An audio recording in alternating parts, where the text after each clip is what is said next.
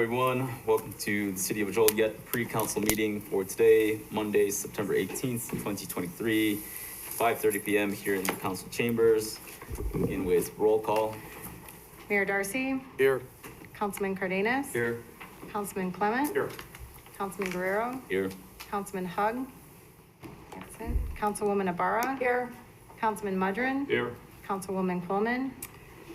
Here, Councilman Hug had a family emergency. That's why he's not here. Councilwoman Reardon. Here. First on the agenda this evening is a presentation, City Square Design Update. Good evening. Ray Schrocker, I'm the Director of Community Development. In the next few minutes, I'll be sharing a presentation update on City Square, specifically the requested cost estimates and maintenance estimates for the project.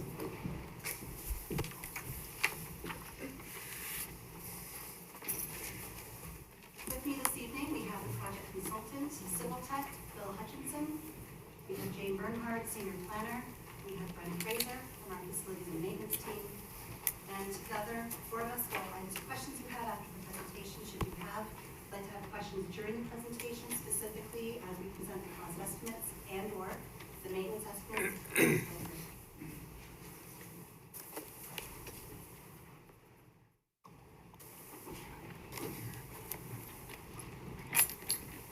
You've seen this slide before, about a month ago when I came for my last presentation. Up until that point, we had had the community open house mid-July. And we delivered the final detailed design, the conceptual final design for City Square again on August 14th. A few slides to refresh your memory on the overall project, the conceptual design.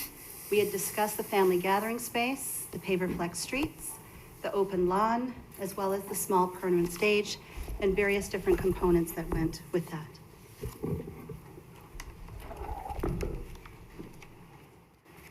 The family gathering space, we mentioned the book structures, the musical instruments, the shade structures, the porch swings, the butterfly seating, our storytelling plaques, leaf-shaped shade structures, as well as a small stage with a book canopy.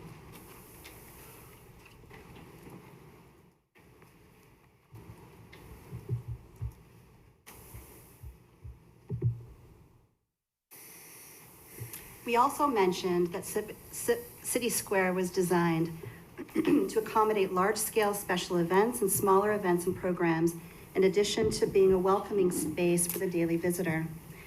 These design features included space for an additional holiday tree and its mounting components, space for an iceless skating rink, space for a large temporary stage to be trucked in for major events, and a square framed by curbless flex streets and alleys that allow these streets to feel like an extension of the plaza.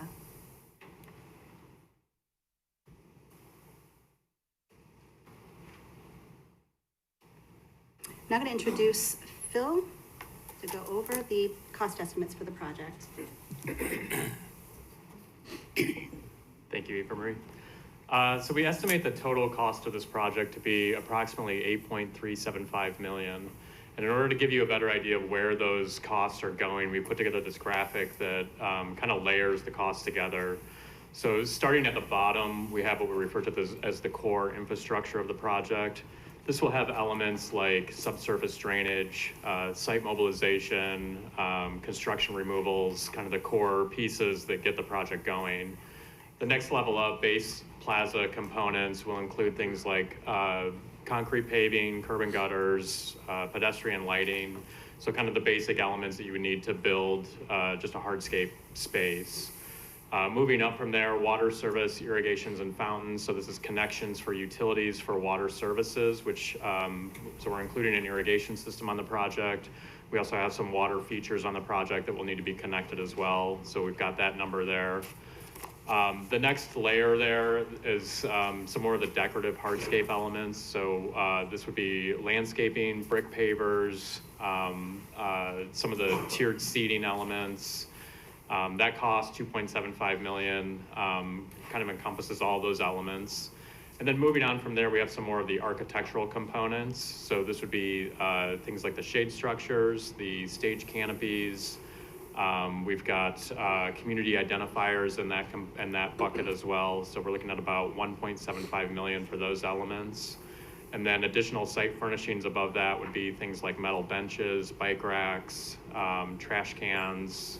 We have some smaller leaf shade structures as part of that. So 400,000 for those. And then that final layer on the top would be things like the decorative lighting. So this would be festoon lighting, tree up lighting. We proposed an LED screen on the parking deck.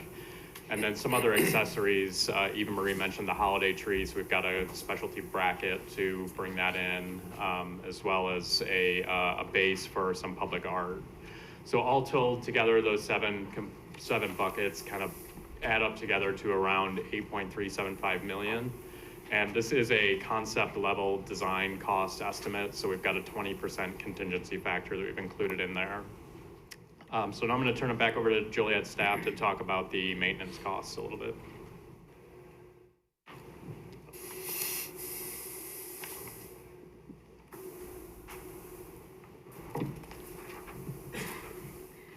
All right, so since we started this project, now that we have the final conceptual design for the park, we wanted to share with you the initial costs. Now, these are range estimates. Once we finalize the actual design, the bid documents have been prepared, we'll know exactly how much of each component is needed, what is where, what their life cycle cost will be, how soon they would need to be replaced, what equipment we may need down the road in order to service the site, and additional staffing needs that may or may not be required.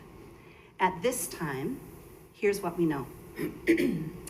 We know the initial cost for this project generally will range between $70,000 and $130,000 for equipment. The reason why this is here, and the reason why we can't share the equipment from other projects, is it needs to be dedicated equipment for City Square, much like staff.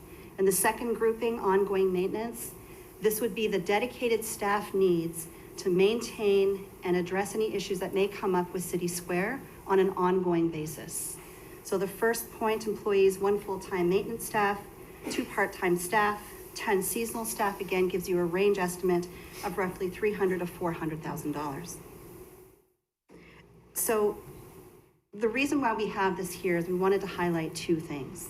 That the equipment, again, for the park would be required to service the site proper. There will need to be storage needs that we'll need to look into.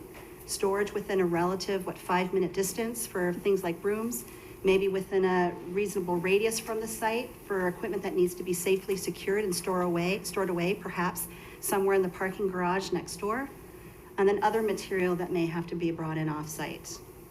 So it gives you a very good idea at this point of what we're looking at based on known information about City Square.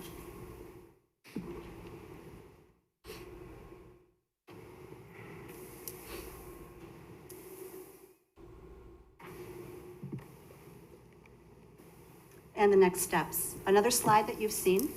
What we wanted to do is carry you through again where we've been and where we are going.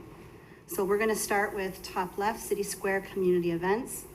Much like maintenance and other conversations that we will have on an ongoing basis over the next 3 to 6 months with you. Those conversations will be ongoing again as we refine the program for the site. There are questions that we also have that we'll be addressing during that time frame. The signature sculpture, prepare an RFP for a public commissioned sculpture. We've got final design sometime in winter with the targeted date of spring 2024 to issue the construction bid for the project, and a target again to begin construction sometime next summer.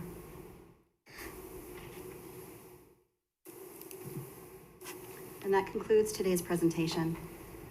Wanted to remind City Council again, we have Phil Hutchinson here from our consulting firm. If you have any specific questions you would like answered this evening about the design of the project itself, and we have Brent Fraser to help answer questions with regards to the maintenance of the facility overall, initial and ongoing.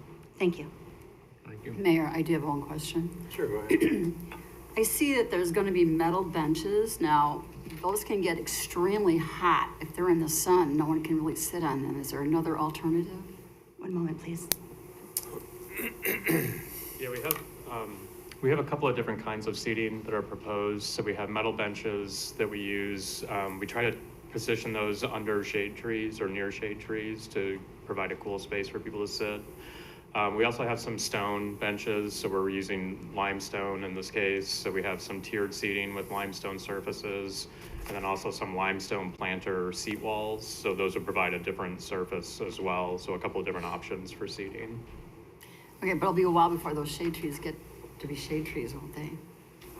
Yes, so some of the shade trees will go in quite small, 2.5, 3-inch caliper. They'll take a few years to grow. We are proposing a few larger caliper trees to go in that would be much larger right at the onset. So I think we budgeted for around 6 or 8 of those to be in the project. So there will be some bigger trees that go in right off the bat to give you a little bit of that instant impact. It was just a thought I had, because I know, been to other parks, and like, you can't sit on the benches because they're metal and they're so hot, so. Okay, just wanted to put it out there. Thank you. Sure, thank you. Mr. Mayor. Sure, Joe. Yeah, thank you for the presentation. We spoke a few weeks ago about the maintenance. I know that's an ongoing issue, but for me, I'd like to see, I drive all over. I've been to Batavia, for example. They're out there every single day blowing off debris, pulling weeds, trimming trees. They're doing all kinds of things like that. And I want to make sure that we're out there every day keeping this clean and, so we don't have all these weeds like we have in the past. So I know it's an ongoing discussion, but that's something that's very important for me. So, thank you. Thank you. Excuse me. Are we working, first of all, with these different shade trees and various trees? Are we working with the city arborist to decide what we're going to be using? Yeah, we will. We have not gotten into that level of detail on the design yet, but that's always our intention, is to work with Joliet's forestry department to select the right species that are appropriate. Okay, and then my other question, I didn't see any, I've asked a few times if we're going to have a designated, like, when you're coming into the area with signage, have we worked on some type of signage for this project? Yeah, we do have some we call them community identifiers, but we have a few of those components in the City Square project.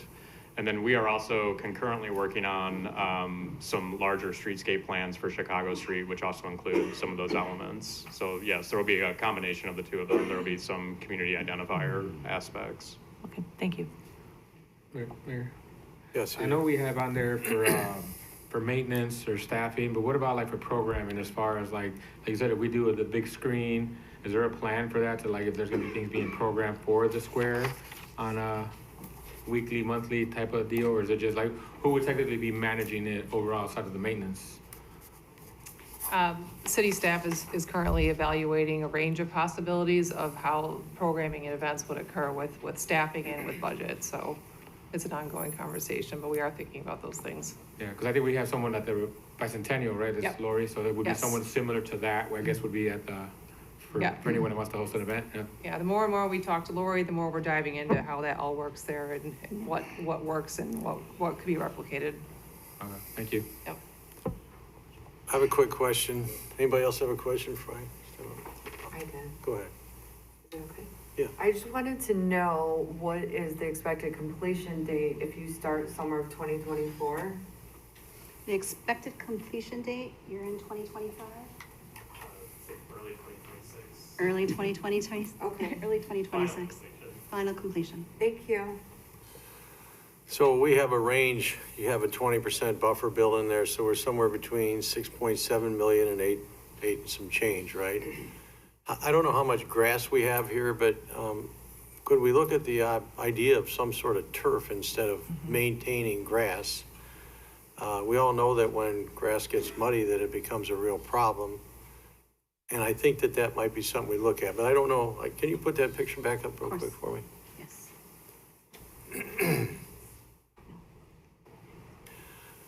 I don't know how much turf that is. Yeah, I don't have a square footage number handy, but it is quite a bit of natural lawn there that we're proposing. I was in Dallas. Their city center has artificial turf, maybe not astroturf like a field would, but there was kids tumbling, doing all kinds of stuff. And I noticed that there was a rain that night. The next day, artificial, it didn't have a problem. So they had a lot of hardscape like we have. They also had a soft turf that wasn't grass. Just seeing if there's any alternative thoughts on that. Yeah, there are definitely pros and cons to the two approaches. Natural turf is, you know, a nicer setting, kind of gives you some green space in the downtown. It's a little bit softer and nicer for kids to play on, that kind of thing. But as you note, there can be some maintenance challenges with it, particularly after heavy rains, if you have an event immediately following that. We're looking at ways to engineer a subgrade surface underneath this so that it will be faster draining and it will also support some heavier use. But it is a natural growing product, so there's going to be a little bit of compromise compared to an artificial turf surface, which would be more usable, more durable, but has some downsides as well, as it gets quite hot in direct sun, and it just doesn't feel quite as natural and nice. So we've definitely talked about the pros and cons of those as far as a project team. The current direction from the Joliet staff that we've worked with is to investigate natural turf as the preferred option. Well, one thing about artificial is you don't have the maintenance and the equipment to do as much either. And like I said, I saw kids out practicing tumbling on this thing. And I know we just had an event Saturday downtown and it rained all day, and in the evening probably would have hampered the event. So just maybe give us a plan B on that, just to see what might happen. Sure, yeah, we can investigate that more.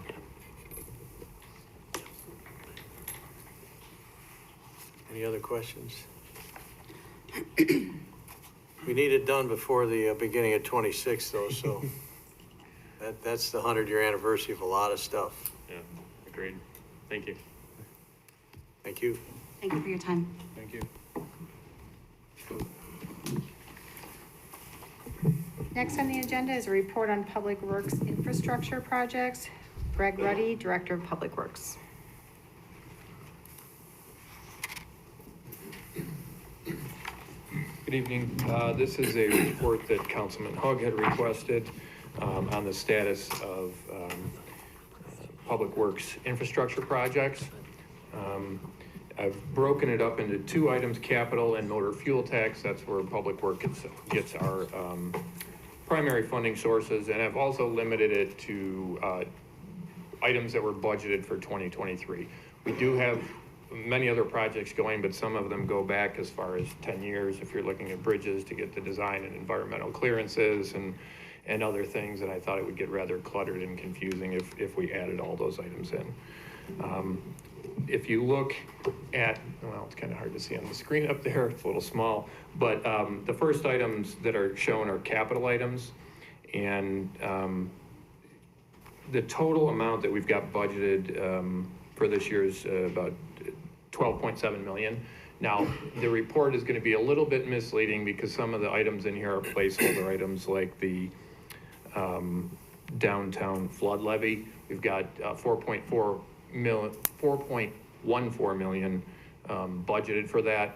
That's not going to occur this year. That was put in as a placeholder item, and we have some other items along the way, but the majority of the items will be under contract, not necessarily constructed this year, but will likely be under contract this year. First item is Chicago Street Vaulted Walk stabilization. We've got about $1 million of work there, just under 700,000 complete. Downtown streetscape repairs, we're going to be awarding a contract shortly on that. As I mentioned, the flood levy project, and then there's a few other items along here. I can go into further detail if you'd like. I'll just try and touch on the major items. The sidewalk replacement program, we had about 1.05 million budgeted this year. We have that completely under contract. The actual contract amount for that are higher because we have other items in there as well, other concrete work, but we've got all that money under contract. The 2023 roadway resurfacing program, the council had approved 7.25 million. We've got about 2.8 under contract with 2 additional contracts to be let shortly. They're in the design phase, and that's kind of the brief description of the capital improvements.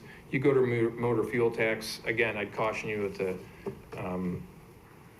the same language I previously used. Some of these are placeholder projects.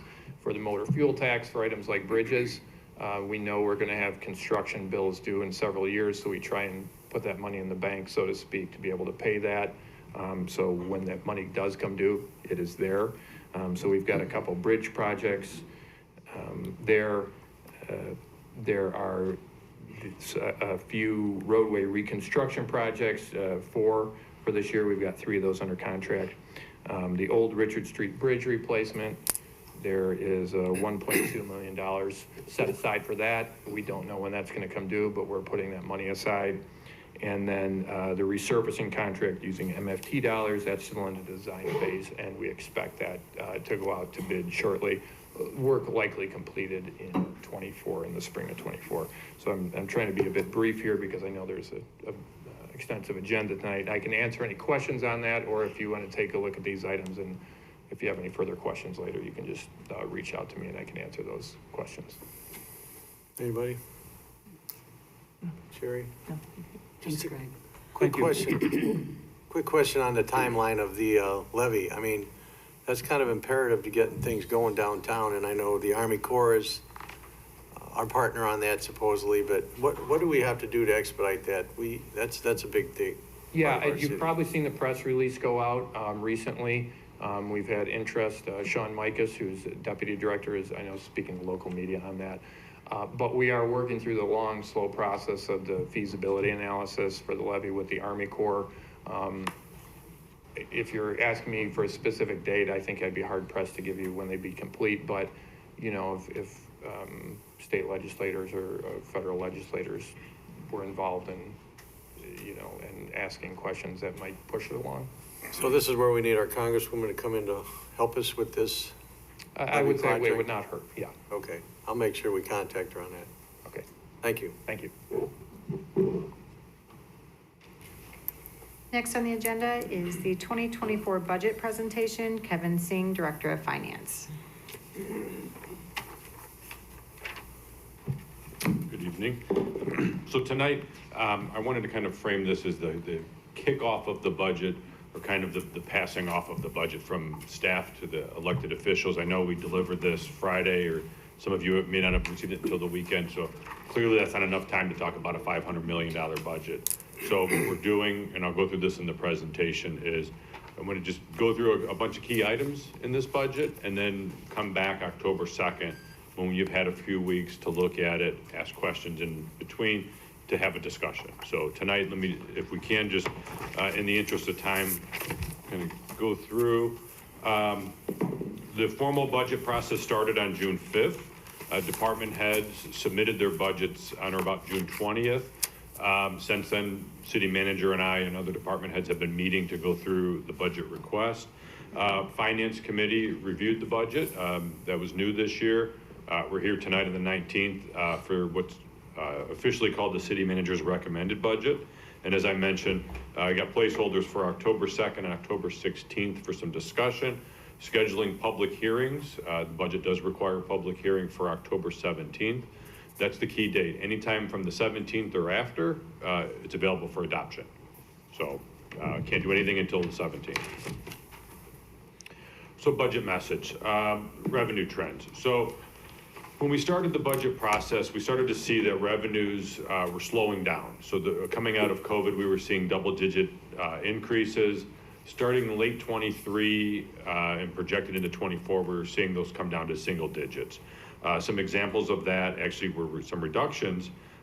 State income tax, building permits, real estate transfer tax. So those are revenues that were trending downward or expected to be below where they were in 23 when we finished 24. Not all of it's bad news. Sales tax or sales related taxes were on the rise. So naturally inflation's coming into play. So people were, you know, cost of goods are higher, people are spending more. That equates to some additional revenue. So with that, revenue from 23 to 24 is expected to be slightly higher. So we're not seeing a decrease, so that's a positive. We are making some structural changes in the 24 budget. Those changes are to increase transparency, which obviously is to make it easier to understand and evaluate, to start strengthening the city's financial health. So what we're trying to do is create a recipe for success. And we're not going to solve everything this year, but We want to get us on a good roadmap and course for the future. So in the future, looking at, we did things to assist in long-term planning. We want to start looking at how today's decisions impact our future finances. So you have where we currently are at with this budget. I will caution that this is a working budget, it's a working document. I'll go through at least one change that we're going to be making from the document that I handed to you last week. Reason for this slide is to show that it's not negative. General fund is showing a surplus both in 24 and 23. Parking fund, we knew that was running a deficit. We are going to be bringing the parking fund forward, or parking study forward here in the next couple of months. But we are budgeting a status quo for that fund. And then on the sewer and water, the reason 23 is negative is we had already funded capital improvements. For 24, that 7 million is going to fund capital improvements. So that's why you see that. The capital improvement plan, or the capital fund, lots of projects in 24. You've got the city square, which was talked about tonight, Chicago Street, that's 14 million. Breakdown, the square itself with the streetscape, 9.6. Chicago Street with the vaults, 4.5 million. Downtown levy, we've got some funding in there for that. Police command post at $1.5 million. Roads and sidewalks, this includes both capital and motor fuel. There's 7 million in capital, and then another almost 20 million in the motor fuel tax. With that, over the next 5 years, just in capital, we've got allocated 35 million programmed for roads and sidewalks. So that's something that I know a number of the council was important. Also in 24, we've got 50 vehicles, so almost 7.6 million. You've got the breakdown there. This includes both capital and the gas tax. So just refresh everyone's memory, we collect about 2.1 million in gas tax, 400,000 goes to pay off the bond. The remaining goes to keep up with vehicle replacements, which is about $1.6 million. So that's being helpful for this year. And then moving on to utilities, you've got water meter replacements. This is to help with the non-revenue water loss, sewer collection improvements, lift station improvements, east side treatment plant, and then you've got 95 million in water main replacements. Obviously, I'm going fast and we've got a long agenda. These are just the highlights. I tried to pick items above $1.5 million. So there are a number of smaller items between 26,000 and $1.4 million that are in the capital fund that I'm not highlighting, but are in your budget books.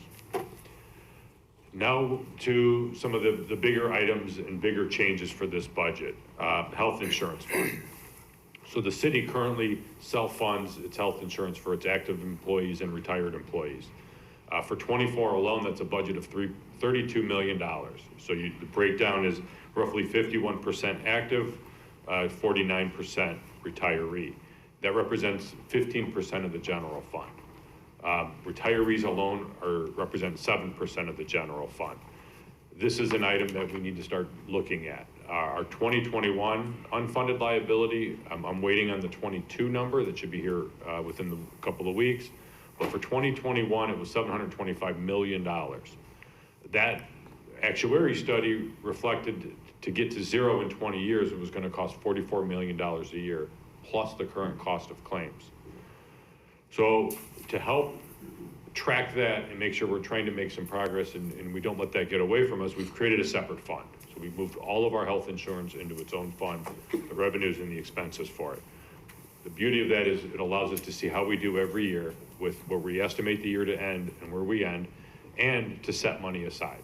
So this budget, there was a small amount that will be gained in that fund, nowhere near the 44 million, but it's a start.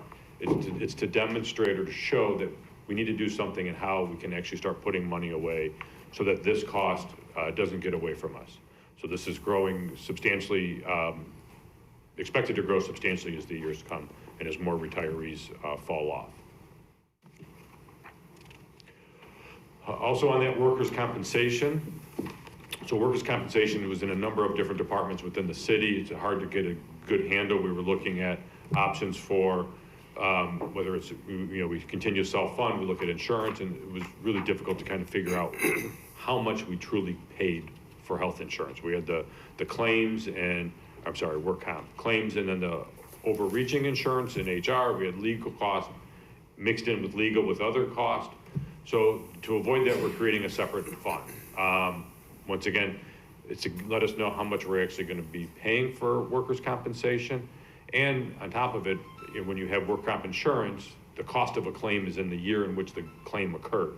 Our pay-as-you-go system, we have claims still, being lagged multiple years, where now we can actually allocate the cost of the claim to the fiscal year in which the claim occurred, based on the reserves that the administrator gives us. 5-year capital plan. So as I mentioned, the capital plan's a roadmap for the future, helps identify projects before funding is needed, helps identify any shortfalls in fundings for future years, so that we're not scrambling, we're able to put money away or come up with a financing strategy. We prioritize projects with it, but the important part is it's flexible. The only item that you look at as being approved is the current fiscal year. So in years 2 through 5, those are going to move as the years come on. Obviously, there may be a project that becomes a higher priority based on available funding. We need to move something else off into a future year. So that's what the capital plan is supposed to be. The idea is, what it helps people like me do is figure out how much money you need every year, that I need to come up with funding so that I can plan ahead. And if the projects that we have exceed that, then we're either going to need to add funding in a specific year or start putting money away to fund a project, or I know I need to look out for some debt options. In matter of point, we have no new debt for non-sewer and water in this budget.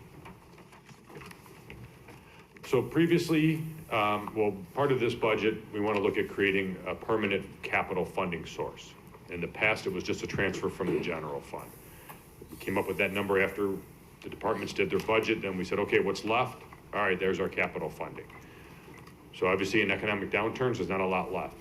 So capital was being sacrificed. So which means the investment in our infrastructure was being put off to the side. So with this, we'll able coming up with the revenue, actually using casino gaming as a funding source that generates roughly $13 million a year, or at least it's expected in 24. It's been averaging pre-COVID around 10. So which matches what over the past couple of years, when I look back at how much our annual capital funding was roughly $10 million a year in new projects. So by using casino gaming for that, it ends our reliance on the casino gaming to operate and pay for our frontline services. And then obviously it matches the revenue needs. So when we still will need to, as supplement our capital as capital needs go higher with operational money. So we still may need to transfer money from the general fund to do projects that exceed the annual amount that the council wants to continue to go forward. So also, along with the new items this year, was the finance committee was involved. So we had discussion at 3 different finance committee meetings. First meeting, we reviewed the assumptions and the economic conditions that go into our revenues, and then some major expenses. They also looked at the department head budget requests, so the capital, the personnel, the line items. I know I took away a lot of good feedback from that meeting. From the finance committee members, I shared that with the city manager that helped craft this budget. Another item that we generally talk about and that is included is our subsidies to a couple of entities in the city, those being the Rialto and the Joliet Area Historical Museum. In the past, those were approved actually during the budget process by a separate ordinance. There was no restrictions, it was just an amount that they got. There was no operating metrics. So the proposal for 24 is to convert those to grants. Hearing from the council over the past year and during the budget processes I was involved last year, based on some of the comments, I think a grant better fits than a subsidy. A grant, the council can decide what that money used for. It can put things like, operating metrics within there. It can talk about a funding schedule. And then while the 2 entities have agreed and we've been doing quarterly reports to the finance committee, you can actually put those reports in as make them required. And so we're looking to actually bring the Rialtos October 17th to the Finance Committee. And so, and then as an example, being able to place the restrictions and talking with them, they're okay with making theirs 100% capital improvements. So not actually an operating grant, being used to fund improvements to the actual theater itself. So then, property tax levy. So obviously the budget, with the budget comes property taxes. Property taxes represent just under 24% of our total general fund revenues. Remember, city is only 12% of the bill. Schools, other districts make up the remainder. This one, property taxes are different than most other taxes in that annually the city has to set the amount. Whereas something like a sales tax, it's out there, you set the rate, and then through the budget I estimate it. But for property, we have to adopt it every year and we set the amount. So for going forward, one of the approaches I'm proposing is that, before we would just pick a number and then levy that. What I'm suggesting is that what we do is we look at keeping our rate the same. So we would just generate a number and then whatever happened to the rate would happen to the rate. What we're suggesting for 24 is to actually look at keeping our tax rate the same so that we can generate new revenue for, growth, inflation, without having to have huge spikes in our tax rate. And so, once again, trying to keep it like a sales tax, if you will, where you're setting the rate and then the revenue is estimated. So the benefit of that is, once again, we charge new properties their share of the cost. So in the past, we would just levy an amount. We had new growth, we had new warehouses, new housing. They weren't being charged the cost of police. So the cost of police was being diluted among everyone. So in essence, you were an argument that you were reducing your level of service because you didn't have the revenue you needed to fund those additions to staff. And so we're looking to change that this year. It also has a natural inflation built in. So as values go up, as their properties are reassessed, that's the inflation component. Another benefit is that you can guarantee, even if we estimate wrong, that our rate won't change, we'll just take less revenue. So that's one thing that the county allows through the property tax code. Some of the negatives are that as values go down, keeping them maintaining the same rate will cause our revenue to go down. So that is something to consider. And if we underestimate the amount that the value will go up, our rate will go down. We'll still get the amount of money we said, just our rate will go down. So for the 23 levy paid in 24, if we were to maintain the same rate, this chart shows it does fall a little bit because the library is only asking for a 3% increase, that it would generate roughly $7 million in new revenue. That revenue would be used, it's actually 6.8 to the city, 180 to the library. Once again, as I mentioned, that's as a result of new construction, so warehouses, homes, major additions, other improvements to property, and then also just increase in value that you see every year. Once again, it ensures growth providing funding. This amount does capture or fund the increased pension obligation. That went up a little over $3 million this year. And once again, it keeps our rate stable. Update on COVID funds. I've received this question a number of times throughout the year. We received $22 million from the American Rescue Plan coming out of COVID. All but $7.8 million was restricted. I'm sorry, 7.8 was restricted, the rest was unrestricted.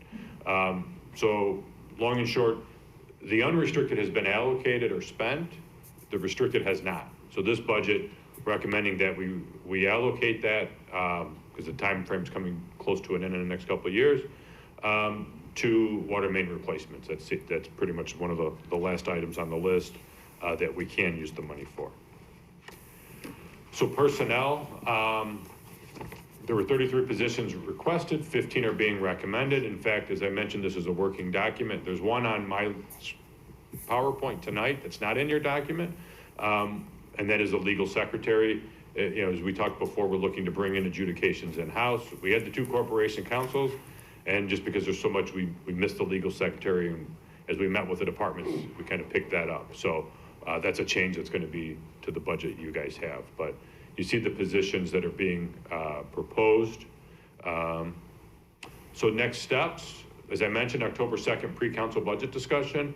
We can also do another one on the 16th, public hearings on October 17th, and then the adoption can come the 17th or after. Just a deadline, budget has to be done by December 31st. Tax levy has to be filed by the 4th Tuesday. Our last meeting before that is December 21st, which is a Friday. Not that I'm advocating that we not wait that long, but those are the deadlines. So I know I went through that really fast. You have a lot on the agenda tonight. You guys just got the budget recently, so take the next couple weeks. As you see, you review it and get questions, feel free to reach out, and then look forward to discussion on the 2nd. So. Any questions for Kevin? Mr. Mayor. Kevin, thanks for the presentation. Where are we at today with the reserves? Where are we at for everybody up here in the council chambers and? So general fund, I think when I looked at where we're at so far, estimating we're at 30% of annual budget in reserves for the general operating fund. So slightly up from 28 last year. What's the dollar amount? Sorry. It was 85 million-ish. And I know we were on the finance, when I was on the finance committee, we spoke about that. As a committee, we spoke strongly about keep putting money in the reserves, and then now we may want to shift some of that to capital or, you know, the unfunded liability. I believe the mayor spoke about that. I will point out that that number, you know, we're actually creating the health insurance fund. If you guys agree, we're going to retroactive it to 24 because we budgeted 30-some million. I think it's going to come in at 29. So, or don't quote my numbers, but we budgeted more than what we anticipate the cost is. So instead of that being in the general fund, I'm showing it that it would stay in the health insurance fund. So I think to your point, that's exactly what we're looking to do. Thanks. Anybody else? Kevin, you've got an actuarial working on the long-term health care plans? Yes, as of Friday, they had everything they needed to calculate the number. They needed about a week or so to get that done. So I'll have the total number. I think hopefully I should have it by the 2nd, but then I need to go back to them to change the scope to have them, now that we're looking to create a funding and a separate, you know, fund for it, that they'll create funding contribution amounts. So. We know healthcare is not going down. No. We have to account for that going into the future. Yes, sir. Thank you. Thank you. Next is citizens to be heard on agenda items. First is Elaine Bottomley.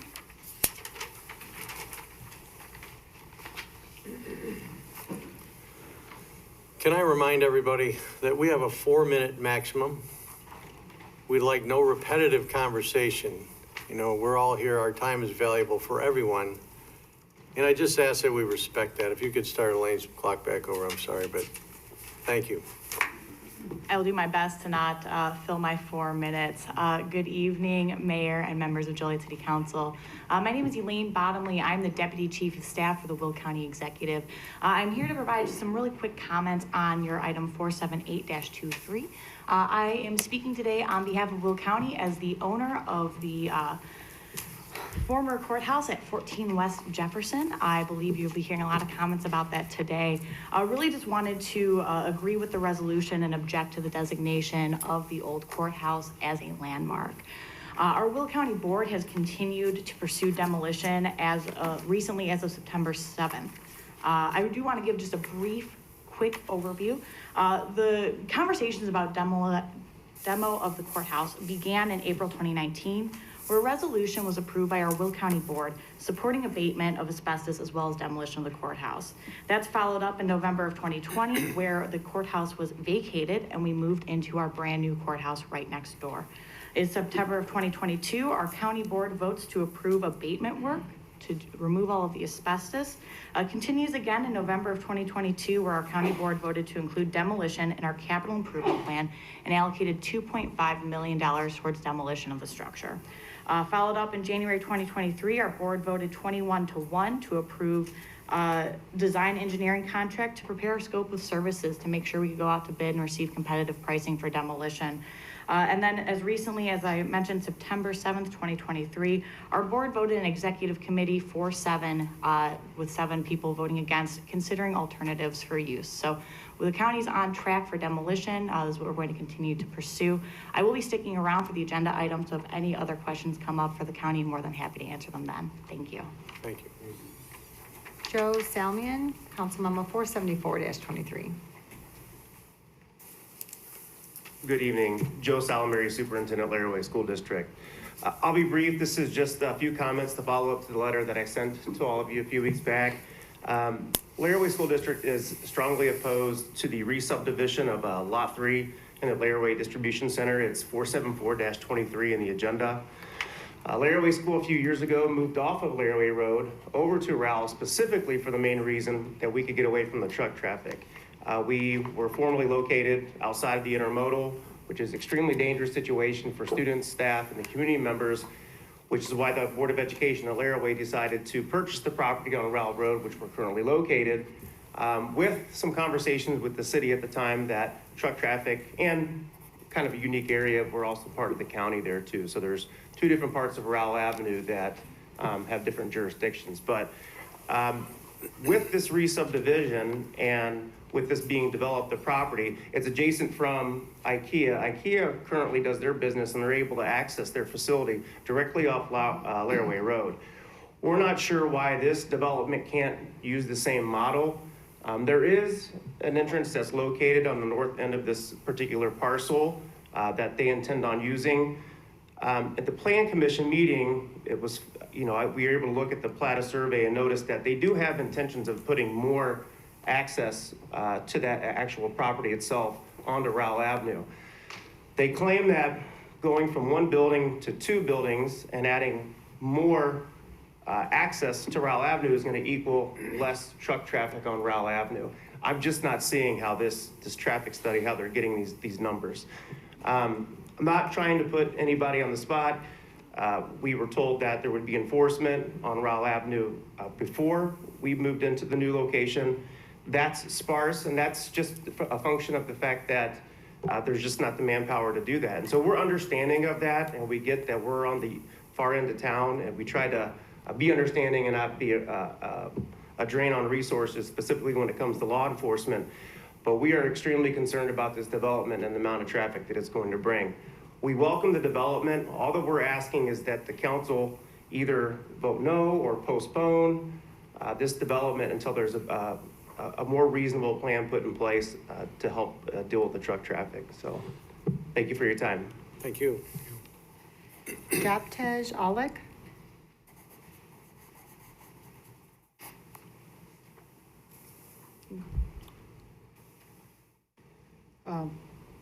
Good evening, Mayor, and good evening, everyone. This is Joptej from BP Jefferson, and I believe Kevin has, I just put my name, I don't know what to say, but do I need to say? I'm sorry for that. Kevin, can you give him a hand, please? Agenda for transfer of legislation, so you didn't need to sign, he's not here to make comments. Yes, I'm sorry for that. I by mistake wrote my name in there. I'm sorry for that. Okay, thank you. Jackie Trenier, Council Memo 478-23. Good evening, everyone, Mayor and council members. I just want to comment on your comments earlier tonight, Mayor. I've been in both Detroit, where they have a downtown park, and in Dallas. And I would tend to agree with you. I think the artificial turf would be a much better idea. I'm in a unique position as a county board member for the County of Will. I've been on the board longer than any of the sitting county board members that we have today. Our board has changed multiple times since I was elected in 2008.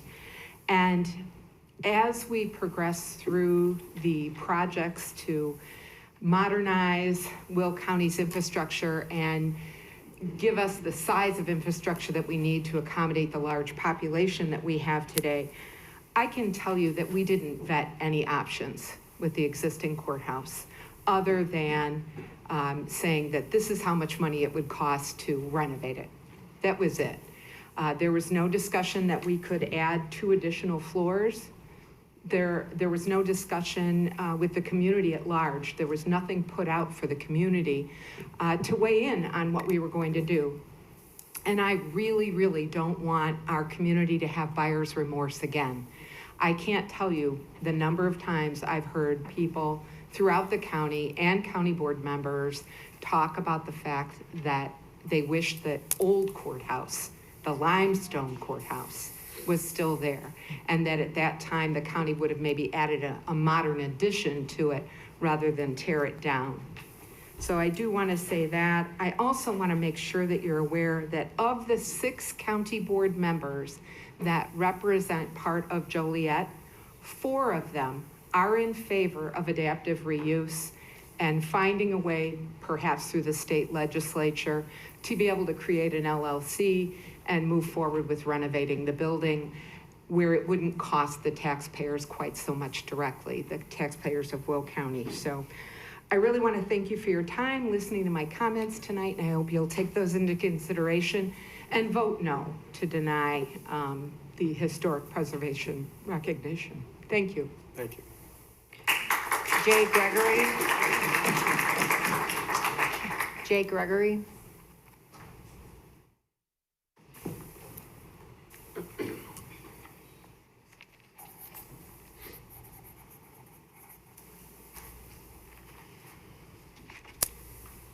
I'm here to address Rowell Avenue. I'm a graduate of Laraway School. The first Laraway School was on Chicago Street, if you don't know. And it was moved because there was a lot of traffic on Chicago Street, not enough room to build. So I was one of the first to go through Laraway School on Laraway Road. And it became too much truck traffic there and not enough space, and so they moved to Rowell Avenue. And at that time, I was privy to most of the conversations between the city, the school, the attorneys, Jacob and Hefner, Mr. Who was that? Mike Anson, and he was the attorney that represented both the school and the people selling the land to the school. And at that time, the Laraway, well, I'd call it Excel. I don't know what you guys refer to, but Excel came and they wanted 6 parcels on the corner of Laraway and Rowell. And that was a pre-annexation agreement. They were going to put 6 parcels there. And then they came in 2006 and wanted 3 parcels instead of 6. So they downsized it and they designed it for 3 parcels. And that was fine with everybody. And everybody was in line with that. And one of the things was a council memo that there's 2 council people here. There's a retired one and a current one that voted for this. And at the time, there would be no access to Rowell Avenue, none whatsoever. But the fire department wanted an emergency exit, so they put an exit on the north side that was supposed to be fenced. Just like IKEA on the other side of the street has an emergency exit, it's fenced. There's never been any truck traffic through there that I know of, and there's been never any truck traffic through the Excel property that I know of. And I go there every day, so I live there, I drive by it every day. And I don't want to reiterate things, but the council voted for no truck traffic. It's part of the resolution, and it's recorded. And I don't think they should be given another bite at the apple. They have truck traffic on Rowell Avenue. So I'm all for that vacant piece of property that 18 years ago, everything was in such a rush to get it done that they didn't, they had to have it done right away. And Mr. Mesra said, well, we'll do this and we'll add it in a council memo so they didn't have to go back to planning. And that's why it's in the council memo and not in the actual annexation agreement. So that's all I have to say about it is, you know, 18 years ago, if they built the buildings, there would have been no access to Rowell Avenue. And now they want access to Rowell, and things have changed. There was a beautiful racetrack out there. There was a beautiful school. And Rowell Avenue is the only north-south road left on my side of town that doesn't have any truck traffic on it. Every other one's a truck route. For if you're working out there, you got a job out there, if you want to drive down 53, you're taking your life in your hands, where if you go down Rowell Avenue, it's a lot safer without any trucks on it. Thank you. Thank you. Diane Keck.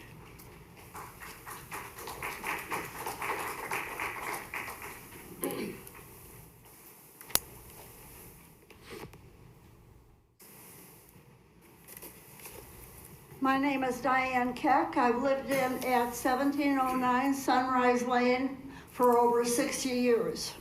And I would not be happy if I had to move because of the traffic. Both my sons went to Oak Valley School and Laraway School and had an excellent, excellent education. Right now, we do not need any more traffic on Rowell Avenue. And I'm really direct to the point. There's so much traffic in the area, we have to figure a way to control it so it doesn't interfere with the residential people. Thank you. Thank you. Tom Osterberger. Good evening, Mayor and City Council. I'm here with the applicant on 47423, the subdivision of Lot 3. I don't know if you'd like us to wait. I have an engineer, a traffic engineer, and the applicant and a representative of the owner. I think what was just represented is exactly accurate. If you check with your staff, I think they would back me up. So I don't know if I'd like you to proceed and ask the applicant and the experts to give you the proper information, or if you'd like me to wait until it comes up. Are they here right now? Yes. Sure.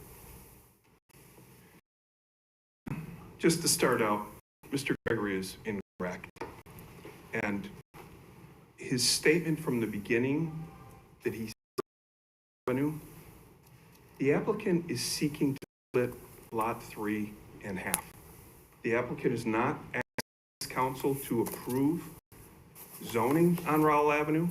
The applicant's not asking this council a preliminary plat or a final plat at this point well, they're asking for a final plat.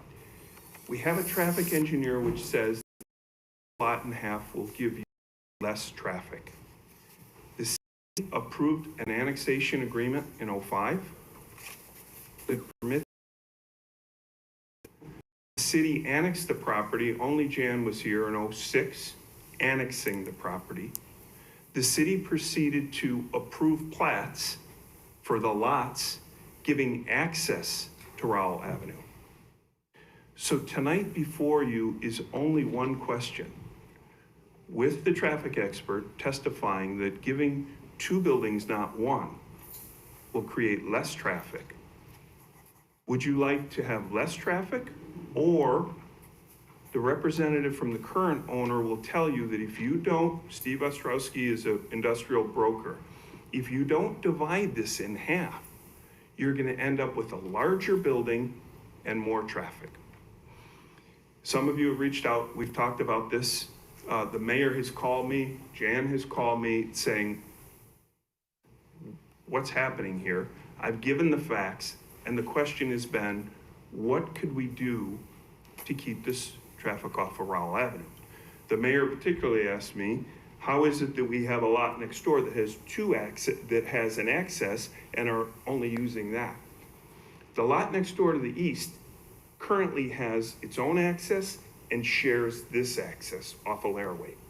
This lot has access in the back, as does the lot to the east. So currently, the lot owner to the east does not need to use the back access. Mr. Gregory said it's for emergency access only. That is 100% incorrect, okay?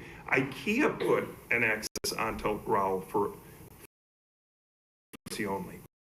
This lot cannot share another access with the adjacent property and have sufficient capacity. It has to use that back access. So again, characterize it, a lot of respect for the school. Nobody wants any more traffic near our buses. But that's not what this is up for tonight. It is up to say, if we divide it, will there be less traffic on Rowell? So I'd like to call the representative from KLOA, our traffic expert, really to ask one thing. If we have a single building in a slot versus a subdivided lot, will we have more traffic with a single building? Good evening. For the record, Louis Abuna, I'm principal with KLOA. The traffic study that we did demonstrated that if we go with a single larger building, that scenario would generate more traffic, both vehicular passenger traffic as well as truck traffic, than the proposed plan of subdividing the parcel into two buildings with smaller square footage and less number of docks.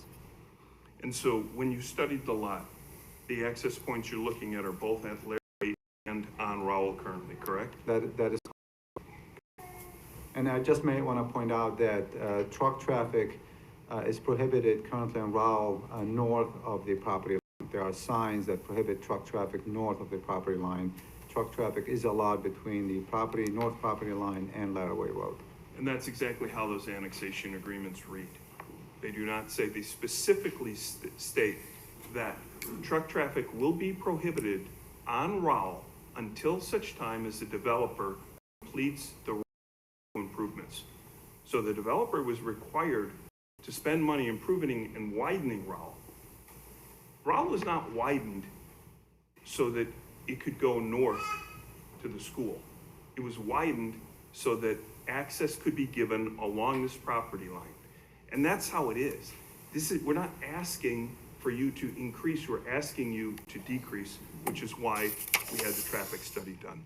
Steve, I'd like Steve Ostrowski, who's done a lot of industrial brokerage and represents DHL, the current owner of the property, just to tell you, if this isn't subdivided into two smaller lots, what is likely here in the future? Thank you, Tom. Mayor DRC, and women, thank you for you in school district views.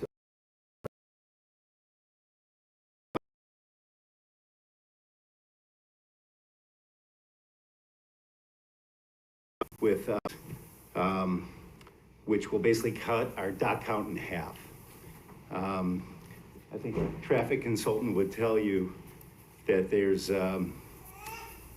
basically a ratio of one dock per truck per day. So if you use that kind of in your mind, we would have almost exactly 50% less trucks coming through here with the new plan versus what the current owner would like. Steve, could you comment? I made the statement that currently, because again, the mayor and other staff members and other council people have asked, can we utilize the one entrance only? If it were one building, could you describe how or why that wouldn't work? Well, the challenge with the access currently is we would share access on Laraway with an existing building, and that would be a disaster on Laraway, number one.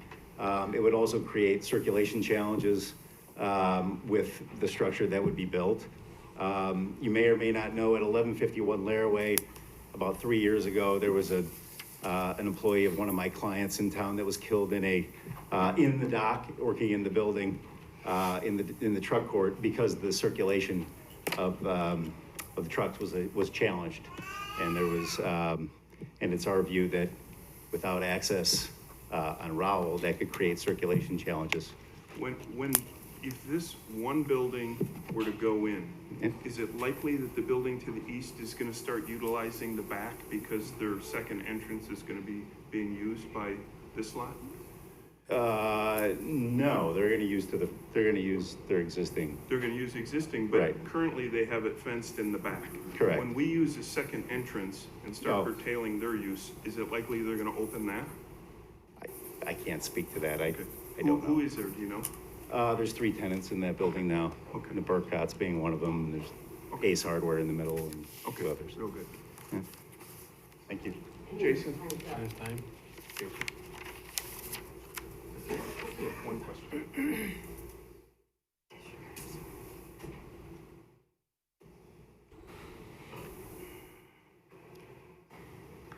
So, I know that the council can ask their own staff. Can you just quickly describe how this plat was approved with respect to this lot on Rowell and the lot next to it? Yeah, good evening, everyone. My name is Jason Spolsky with Jacob and Hefner Associates, civil engineer. We've worked on the plat, that whole park, over since before my time predated there. So, and sorry, so reiterate the question, So Tom. the question is, how was the plat approved by the city council? Because, you know, they can ask their own engineer, but I'd like them to hear it tonight. Yeah, right. So we go forth, right, with preparing the preliminary, final, and recording plats to get this thing recorded. And pretty much as this development got through over the ages, with Lot 1, with under XL, DHL back in the day, through Lot 2, and now through Lot 3, every single time we do a preliminary plat for a running scorecard of the entire development. And pretty much what it comes down to is each lot then becomes, each subdivision becomes its own subdivision. So there's a final and recording plat for each subdivision there. So the second lot, the access to Rowell, that's existing right now as platted, correct? That was granted under the currently approved plat, yeah. Okay. Yeah. So to finalize, I don't mean to belabor the point. I understand people who use Rowell want nothing to happen there. But a building will be there, and if we don't subdivide, it will be more traffic. And so we're seeking approval. If there's other solutions, by all means, we would have come up with them. I've talked to Greg Ruddy. I've asked what we can do. But right now, there is one choice. That is one building, more traffic, or subdividing and less. So thank you for your time. Thank you. Caesar Escudia?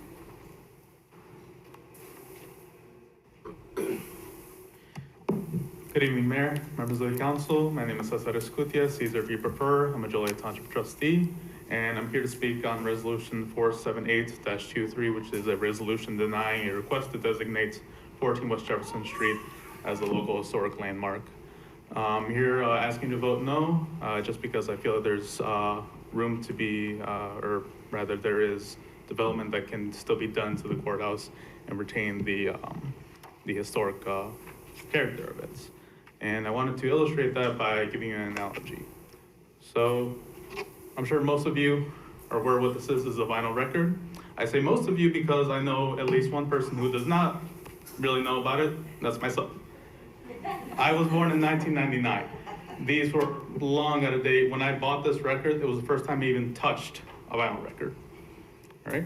And the reason that they're out of style is not because they don't work. It's not because they, you know, are just unfashionable.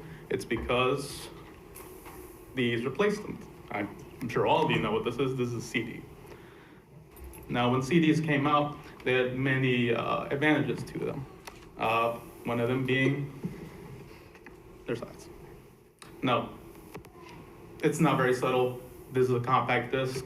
This covers my face, which when you have hair like mine, is quite a feat. It is quite a feat. But CDs nevertheless replace them. Like I said, the size being the principal thing about them. They also look cool. But now we're out of the age of both of these products, mostly stream music now. CDs degrade over time. They aren't as durable as vinyl. Vinyl, you can keep it away and it will maintain itself far, far longer than a CD will. And yet, when CDs came out, hordes and hordes of people were converting their whole vinyl collections to CDs. And when I think about that, I can't help but think about the 1887 courthouse. It's gone. Never coming back. We just get to see pictures and art of it. Those vinyl records coming back to preserve. Thing to do to save this significant building from the wrecking ball and save the city of Joliet from yet another vacant downtown lot in the heart of our city. Courthouse Square, as we call it, including numerous historic monuments, is critical to our downtown and represents many years of civic engagement. The speakers that follow me will further explain the great opportunity before you tonight, and I thank you very much. Thank you. Hudson Hollister?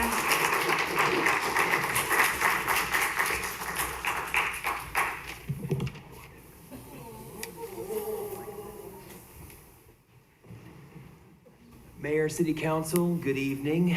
I'm Hudson Hollister. This is my niece, Emily Hollister, and my nephew, Ellis Hollister, but we won't be insisting on 12 minutes. They will be helping me, however, and they do agree with what I'm going to say. I'm the co-chair of the Courthouse Preservation Partnership. A few of our over 600 supporters are present tonight to share their view that our old courthouse building should be adaptively reused, and to that end should be designated as a local landmark, as the Historic Preservation Commission has unanimously recommended to you. We prepared a short presentation. I'm told it's on your desks. I have extra copies of that short presentation in case anybody in the audience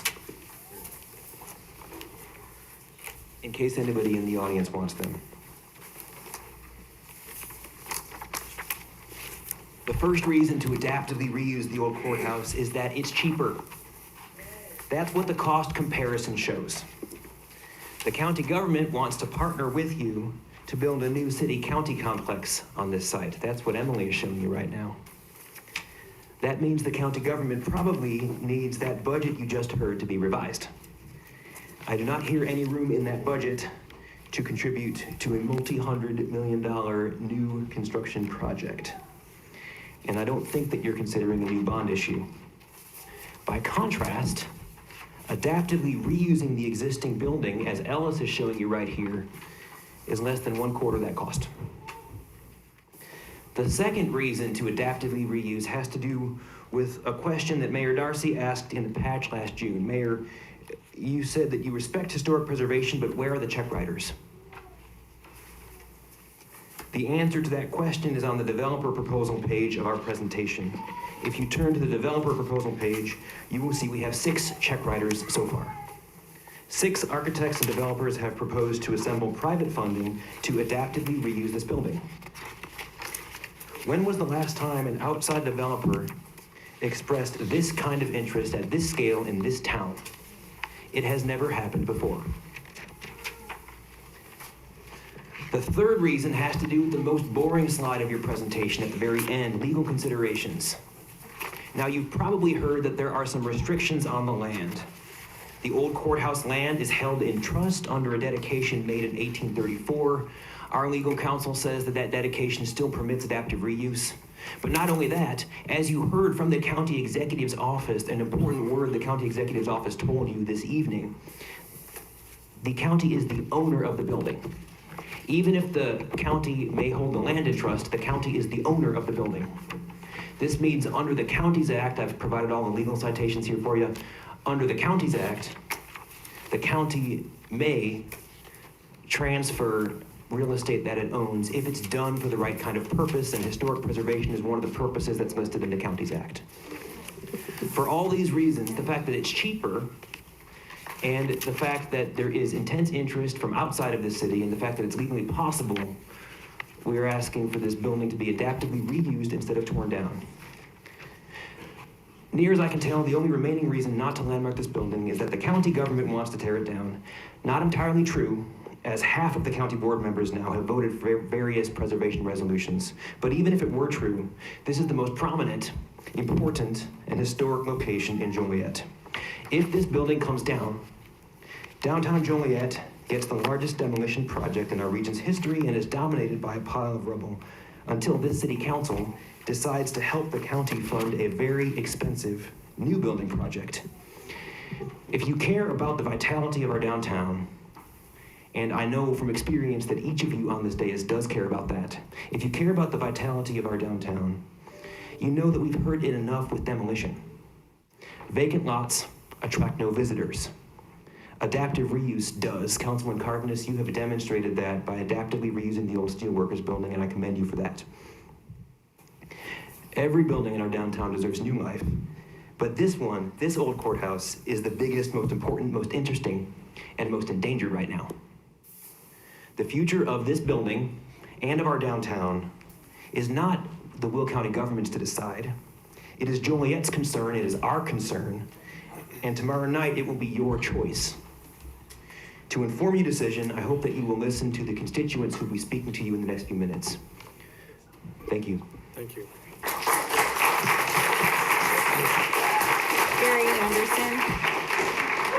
Gary Anderson.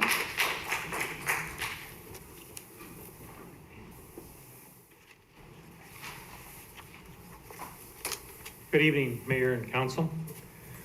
I'm speaking in regards to Resolution 478. I'm Gary Anderson, and I'm an architect and founder of Studio GWA. I also currently serve as board chair of Landmarks Illinois.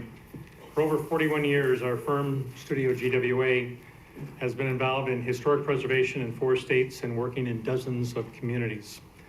I was also co-creator of the Rockford Preservation Ordinance in 1979. I've been involved in dozens of opportunities for communities to declare a building a local landmark. Each building's history or architecture is unique. Designating a landmark officially recognizes the value that a building has provided in the community. The courthouse represents a period of modernistic architecture. Its brutalistic style may not be appealing to some, but that should not be the issue. Landmarking a structure is to preserve and protect for the future generations a period of architecture that has contributed to the evolution of architectural design and the use of materials.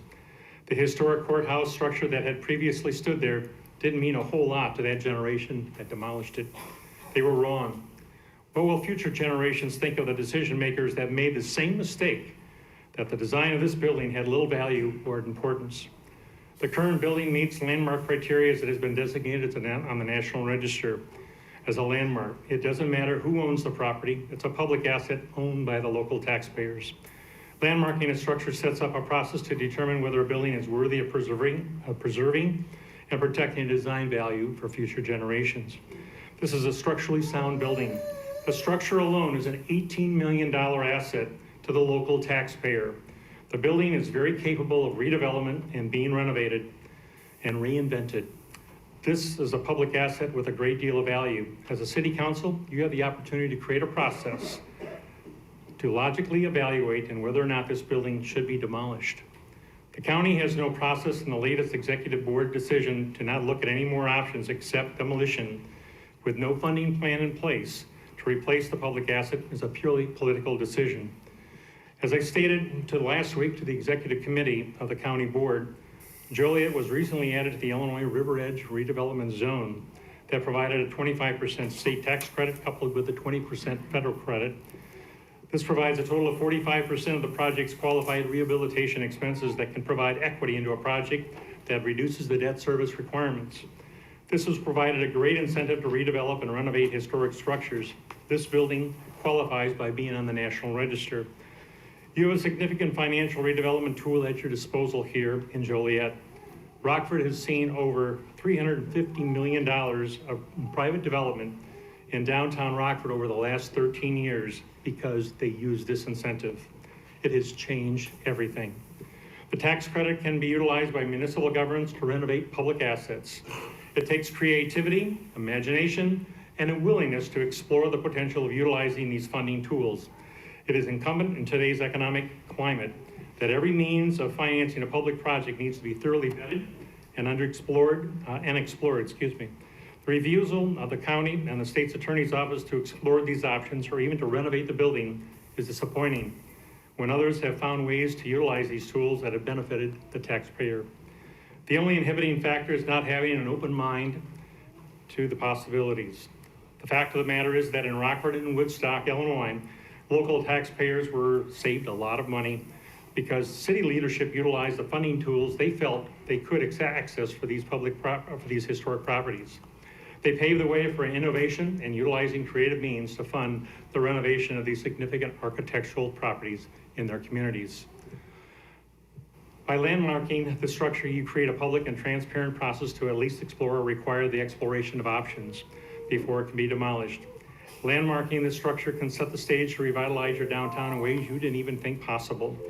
Downtown Rockford is a prime example of what can be done, and when its historic structures are not only valued for their architecture, but how these financial incentives created a renaissance of investment not seen since the 1920s. I guess that ends it right there. Thank you. Jake Bean. Jake Bean. Jake Bean. Thank you, Mayor, and Council, my name is Jake Bean. I am Vice President and Director of Design for Healy, Bender, Patton and Bean Architects, an architecture firm that was founded here in downtown Joliet nearly 90 years ago. We're still in business. Our firm partnered with C.F. Murphy on the design of the 1960s courthouse and this very building that we're in, City Hall, back in the 1960s. I understand city administration is recommending denial of the local landmark status because they feel the old courthouse does not have economic or functional potential, and I can tell you with certainty that is not true. The 1969 courthouse has immense economic potential, whether that be redevelopment for continued government use or any other of the many ideas that are being talked about tonight, those being public and private ideas that have been shared in many materials. The 1969 courthouse outlived its life as a courthouse. I realize that as a designer. I think we all realize that it is no longer a valid courthouse. Modern day courthouses obviously have changed, especially with security needs inside the building. Plus, Will County itself has outgrown the use of a 140,000 square foot building for a courthouse. And rightfully so, a new building, nearly 2.5 times its size, was built adjacent to it. Now, the vacancy of this 54-year-old building, which honestly isn't even that old in building stock life, opens up the possibility for reuse. And it is ready for reuse. From an architectural perspective, from an architect, it would not be terribly difficult to renovate that building. There's wide column bays inside. There's a complete lack of load-bearing walls inside the core. There's elevator shafts. It's a modern enough building that it had elevator shafts back in the day and multiple staircases. There's a lot of examples out there that were much more complex to rehab and renovate than what we have at the courthouse site. Many of the arguments that you've heard to date against the reuse have been because of its polarizing brutalist architecture, its leaking roofs, its old windows, the elevators and mechanical system. And the later of those, I can tell you with certainty, it's because of deferred maintenance over the years. Mechanical systems should have been replaced a long time ago in the building, and that would be needed whether there's a demolition in place or not. Replacement of those systems are absolutely less expensive than demoing and rebuilding a new building on its site. The other issue is its architecture, its boxiness, and that is finding renewed interest in today's younger generation in our Instagram age. It's not another metal or glass box. We see these things everywhere today. They're on every corner, they're placeless, they exist in every city of America, and it's a shame from an architectural standpoint. The old courthouse could really be transformed into a stunning attraction for downtown Joliet. Think about it, a bright new clean building, the exterior cleaned, modern window systems maybe pulled back from the exterior with balconies overlooking the downtown area. The underside of it lit up from below with night lighting, new landscaping, sidewalks outside. It could really be a classy building. It could glow at night, whether that be a restaurant, an office complex, offices. And land is not hard to find in downtown Joliet. It doesn't need to be another tear down project because there's nowhere else in Joliet to build. That is not true. It really could be a unique experience. So in my professional point of view, the courthouse should be adaptively reused. I hope you think about it again because we cannot continue to go through these cycles of tearing down buildings every 50 or 60 years for the latest and greatest thing. Thank you, everyone. Thank you. Janet Diaz.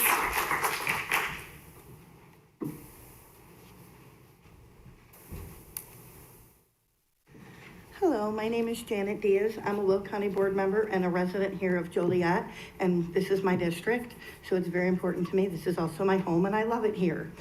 I believe that the building 14 West Jefferson Street should be preserved and reused. The possibilities for this building are endless.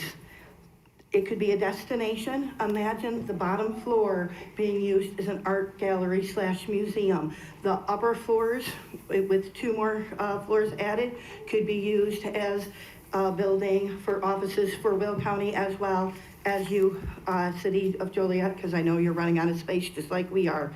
It is possible. One of my fellow board members is going to talk more about that. This is much better for both of our constituents than to tear down this building in Joliet. It is much better than a pile of rubble and a blank space that I fear it will become. I am also very concerned that during the demolition of all this rock could cause dust and pollution that our citizens and visitors of Joliet do not need. The city administration is recommending denial of local landmark status on the grounds of the Will County Board's vote in 2019. But a great deal has changed since then, as you've heard some of my fellow speakers talk about. We know that there is a tremendous interest in this building from other Americans and, that there is an interest from builders from all over America and Illinois. If this building is preserved and restored, it could become a destination for us, contributing to the vitality of downtown Joliet. This is also a chance to bring new development and investors to Joliet that want to add value to our great city. I also know that it is possible to use tax credits and dramatically reduce the cost of preserving and adaptively reusing this historical building compared to the cost and tear down of a new building. On behalf of myself and my constituents, I greatly oppose the demolition of this building. I support local landmark status. Thank you for your time. Thank you.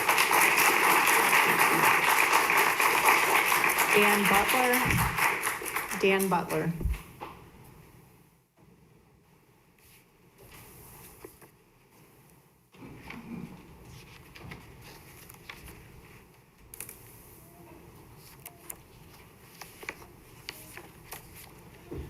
Good evening. My name is Dan Butler. I'm on Will County Board. I represent District 3, and in this case, all of Will County. So we've talked about the representation of the owner. Who is the owner? Because I've been in this very room, not with you, but with other council or committees, and they always called out for the owner. The owner never replied. And one day I spoke up and I said, isn't that the people? And they all laughed. They said, yeah, that's the people. So when the representative from the executive's office spoke, I think from a contractual point, I would say, yes, they are representing the owner. But really, the county board members represent the real owners, which are the people. There was a county board before us. Many of those people are no longer here. And they're the ones that made this decision. And at the time, it was probably a good decision. I mean, the economy was doing great. And they didn't have these tax credits. You know, when you get $40 million to throw at a project, it makes a big difference. So I'm not saying that that was a bad decision then, but they didn't do anything. And so now we're asking for this landmark status. We're not asking you to tear down the building or to keep it up. We're asking for a landmark status because this fight is not over. There was 18 people on the board initially who wanted to learn more about this. And then when the owner, the representative of the owner, started speeding up the process for demolishing the building, we started to get pressed into action. So when we had our special meeting, and at that meeting, we had proposed a resolution, and it was 11-0. Well, we couldn't get the resolution passed because of the way the wording was. We're new, and we didn't do it right. So we had to have it remanded to the executive committee. So 11 out of 20 people voted at that, because that's what was there, right? Or 21 people voted to have it remanded to keep this thing alive, because they're still interested in saving this. Now, a lot of those people aren't represented on the executive committee. but a few of them are. And so there was 11 people and they voted 7-4. Well, since then, I've talked to a couple of those people, and they didn't understand some of the things. There's a lot of talk about the LLC. Well, we don't need an LLC. We can just long-term lease. There's a lot of options. The thing is, we don't want to demolish this building without this being gone through and studied and see if it's a benefit. Because once you rip the building down, the biggest option's off the table. And what do? Let it sit? And for how long? So, you know, there was an economist, his name was Deming, and he used to teach that there was all kinds of waste that people left. And you could pick up those piles, and those were known as Deming's piles. These are like Deming's mountains. We're talking about tax credits worth $40 million, and we're talking about a building itself that is worth hundreds of millions of dollars. So I'm asking you is, don't take the option off the table when this comes around and the county decides that they're not gonna rip it down. Don't take the money off the table. Just allow the landmark status. If for some reason the county decides, hey, we're gonna rip it down anyway, then we can come back to you. And then you could say, okay, go ahead. But please don't take that off the table for us. I guess I ran out of time, so thank you for your time. Thank you. Alicia Morales.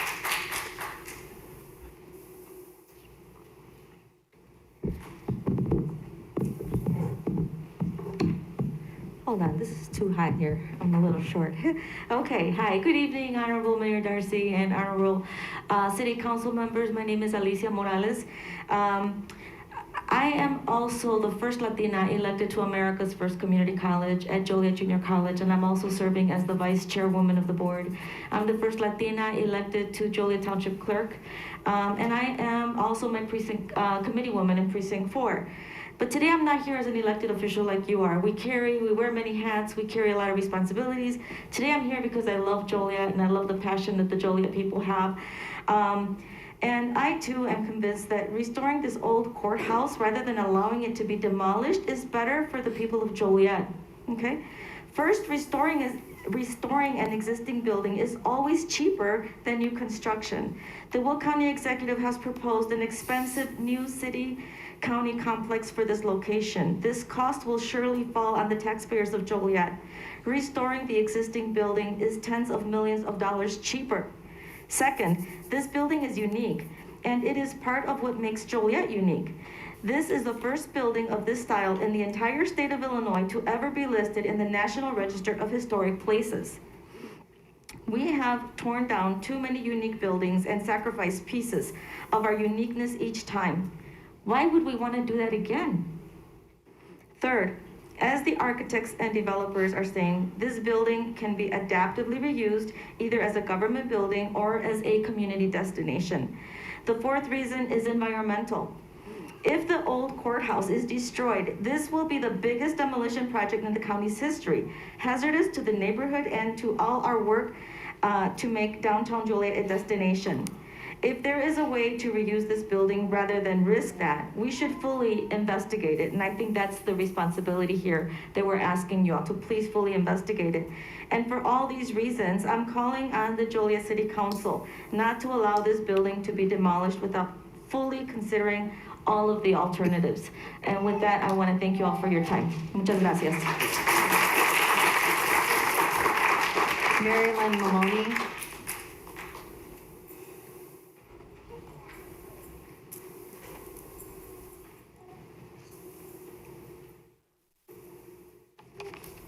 Good evening, everyone.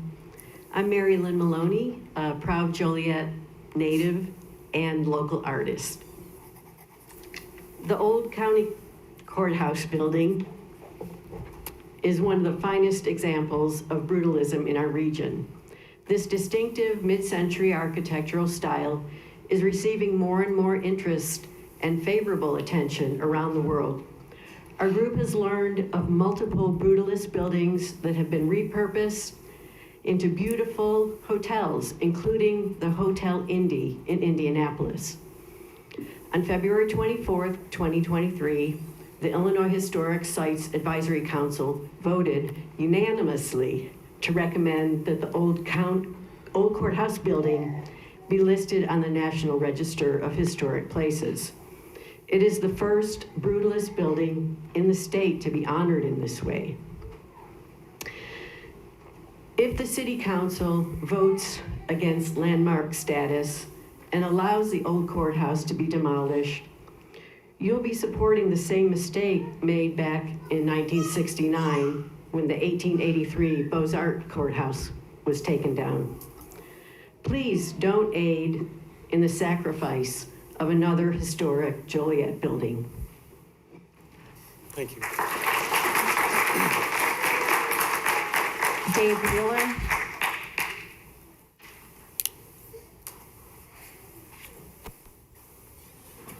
Good evening, Mayor, Council. My name is David Wheeler. I'm a Marine Corps veteran and a local woodworking artist that enjoys working with the found objects from Joliet's history.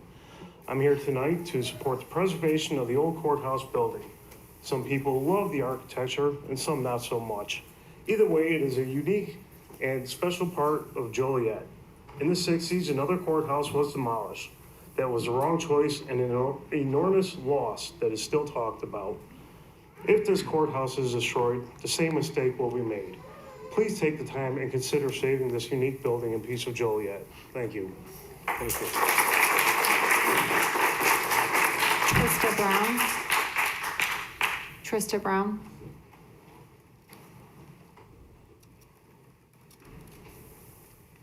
Good evening, Mayor and Council and women. My name is Trista Brown, and I said, let's just get excited about the possibilities. One thing to say is that this courthouse is old, and ugly as you think it is as popular as the one on the old, ugly prison on Collins Street. So I want you to know it can make that money that you need to be made.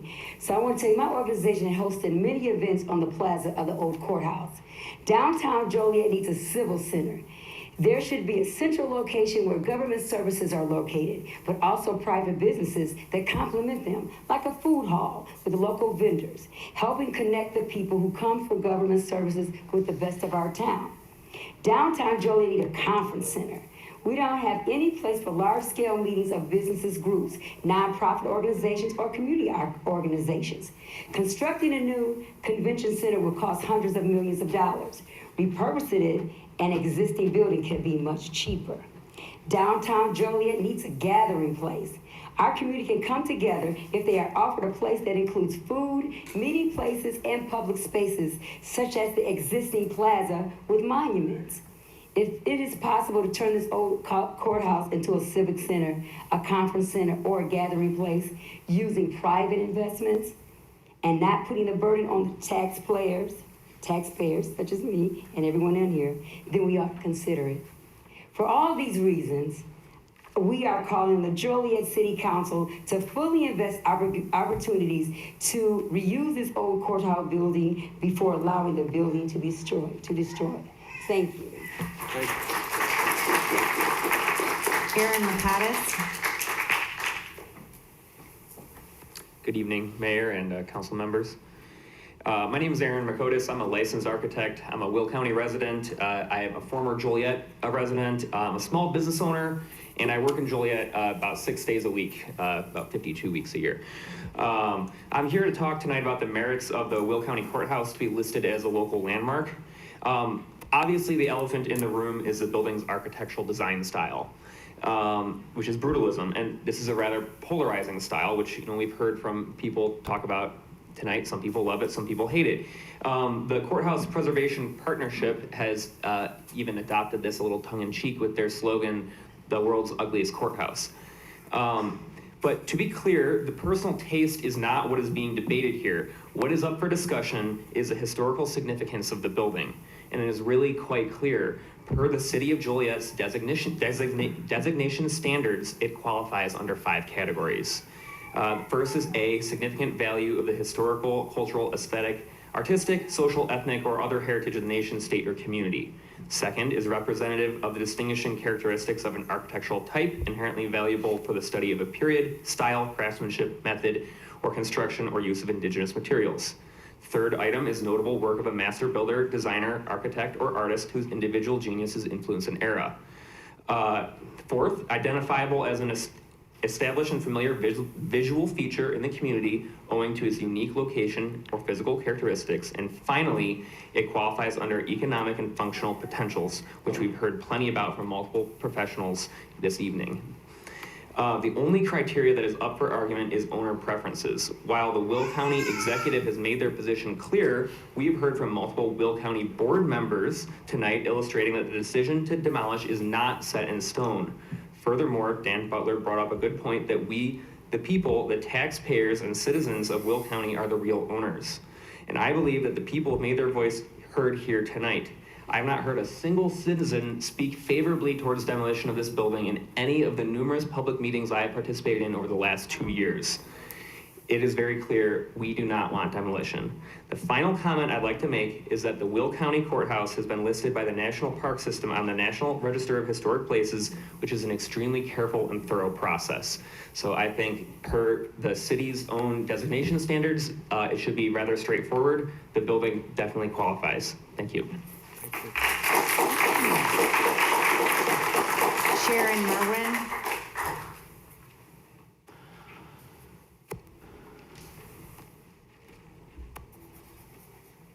My name is Sharon Merwin, and although I am a member of the Joliet Historic Preservation Commission, I am here as a tax-paying citizen of the city of Joliet and the county of Will. Many of our other speakers are giving very great reasons on why this building should be locally landmarked and reasons for reusing the building. I'm going to give some concerns about what if we did build a new city-county office complex. It's about cost and it's about money.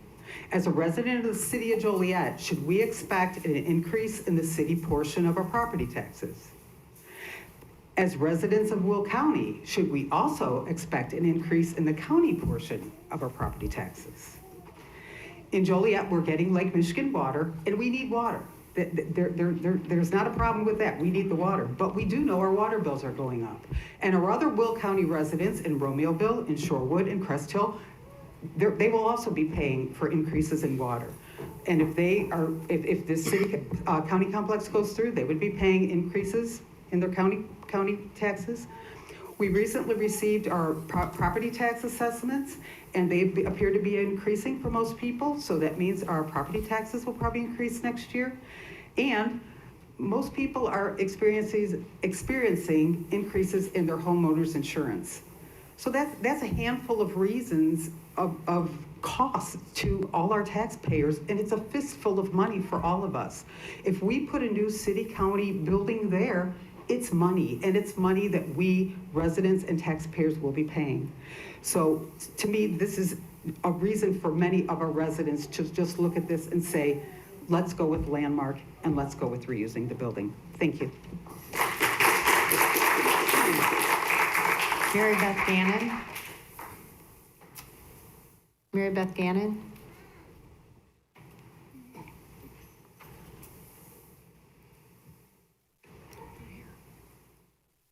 Marion Corley.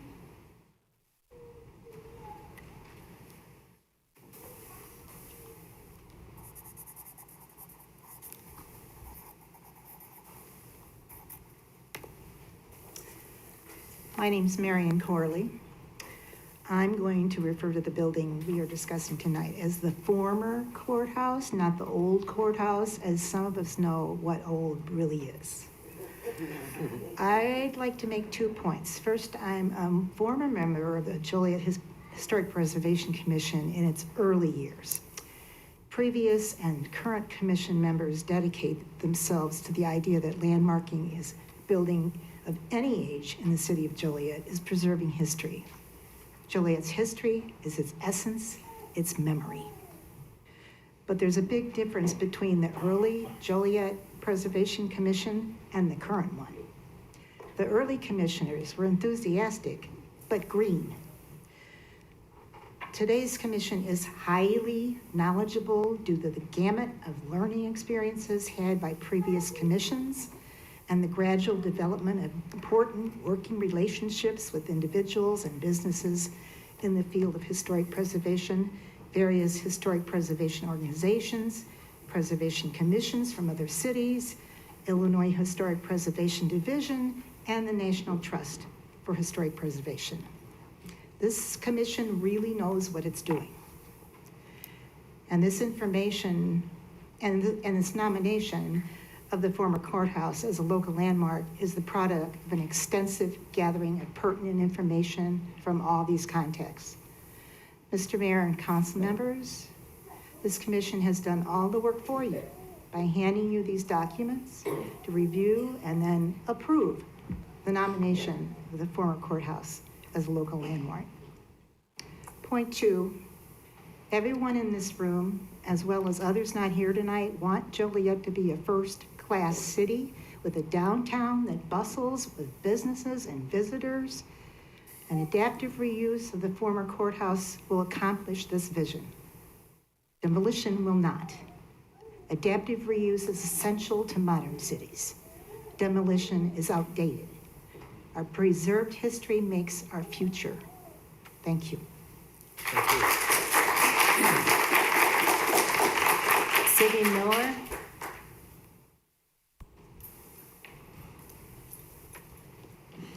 Mayor, Council, thank you. My name is Siegfried Mueller. I'm an architectural photographer based in the west suburbs of Chicagoland, and I specialize in mid-century and modernist structures. My journey into photography was influenced by a love for history and seeing too many modernist structures being torn down around me. While studying in Boston, I found myself captivated by the contrast of the glass skyscrapers next door to the century-old churches. I ended up settling back around Chicago, where my love of mid-century style first started. After some time, I started noticing more and more beautiful examples of the style torn down, which inspired me to grab a camera to document these treasures before they disappeared. In fact, I traveled to Joliet today to photograph the courthouse for the 3rd time before coming to speak here today, and I spent 3.5 hours photographing that building. The post-war mid-century period was an exciting period in American design. It was a historic movement where new shapes, new materials, shapes, and ideas sparked innovation across many artistic domains. The old courthouse is an amazing example of this period of mid-century brutalist design. Its raw sculptural concrete form is showing the truth in its architecture, the beautiful striations in the concrete. Its futurist vision of the period is becoming rarer and rarer every year. Whenever possible, we should preserve and reuse mid-centuries and modernist buildings rather than demolishing them. As you've heard, preservation and reuse are possible for the old courthouse, and if this building is torn down, I'm convinced in a few years you will regret it. Last year, while on a New England photography trip last year, one location I specifically chose was the Pirelli Tire Building in New Haven, Connecticut. It is now the Hotel Marcel. That building is an amazing example of mid-century brutalist architecture preserved and repurposed. That renovation was reported in various outlets around the world as a successful repurpose and is now a tourist location for many. You have the opportunity today to make a different choice, to help allow the old courthouse to become that for Joliet, saving our architectural history for future generations and showing the world how the city can repurpose that history. Thank you. Thank you. Elizabeth Blasius. Elizabeth Blasius.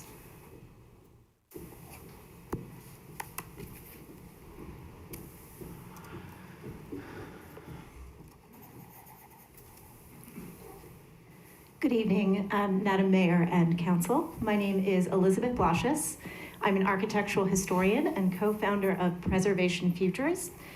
We are a Chicago-based historic preservation firm, and we are also the authors of the successful application to the National Register of Historic Places for the Will County Courthouse. The approval of the nomination went through in May 2023, and that designation includes the building, the 1969 courthouse, and that wonderful courthouse plaza with all of those monuments to our veterans, our law enforcement officers, and then also our railroad history. I also worked on the application you are considering before you to add the courthouse to the Joliet local landmark designation. This building has value. It is the best example of the brutalist style in the county and one of the best in, the only listed on the National Register in the state. And I know a lot of you are passionate about revitalizing downtown Joliet. Preservation is development. The best pathway to revitalization is through bringing new life to old buildings. And as you've heard from many of the folks here tonight, 6 developers have proposed cost-effective ways to adaptively reuse the old county courthouse. So the listing of the courthouse as a local landmark is absolutely compelling from an architectural standpoint, but it's really the numbers that speak to the reason why the building should be adaptively reused. If you allow the building to demolish, you are ignoring the most significant revitalization opportunity Joliet has had in the last 30 years. And some of the members of the Joliet City Council may believe this is a county issue because the county is the trustee of the site. Not so. You are responsible for the welfare and future of this city. If you vote against the landmark application, you are surely choosing demolition. I've read the city administration's response to the Historic Preservation Commission's unanimous recommendation to list the building as a local landmark. It's clear that the city administration has not done its own work, but instead just relying on the input of the part of the county government. I'm calling on you to insist that the city administration should do its own research before you allow demolition and to approve the landmarking of the Will County Courthouse. Thank you.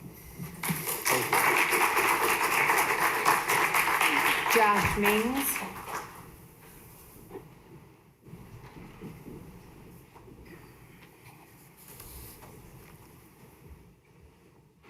Hello, my name is Josh Mings. I am the founder and principal architect of Aggregate Studio, a Chicago-based architecture firm that's focused on community-based design.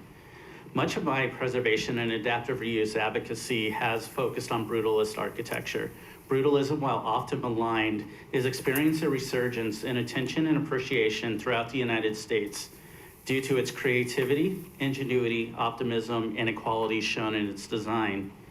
For example, in Boston, Washington, D.C., New York City, Indianapolis, Chicago, and many other places, brutalist buildings are being restored in new and creative ways, creating new uses and activated formerly underused spaces, showing that brutalism can be adapted, activated, and loved.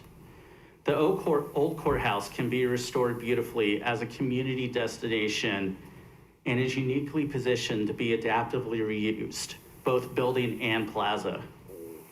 A restoration will bring new attention, visitors, and economic activity to Joliet.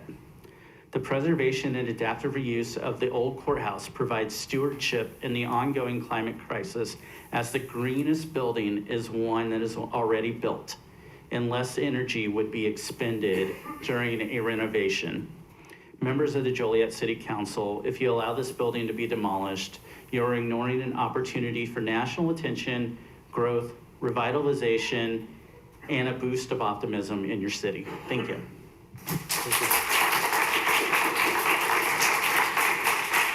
Gigi Jabek.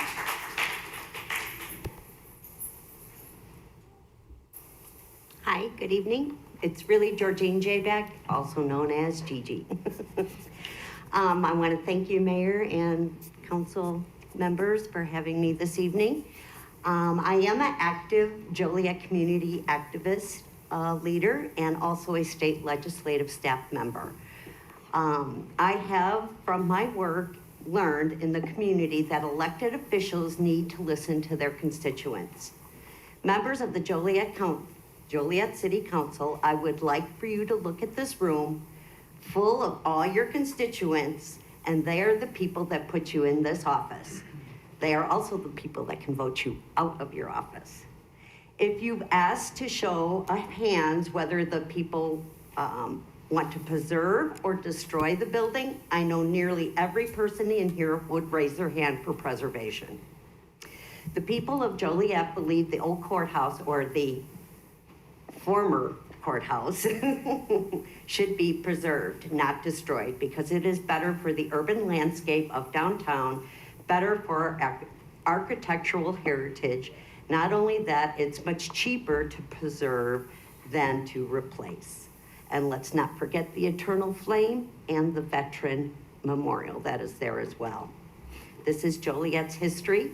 Please listen to the people in this room. The research basically has been done for you before you cast your vote to allow the building to be demolished. Please make this a landmark. Thank you. Barb Newberg.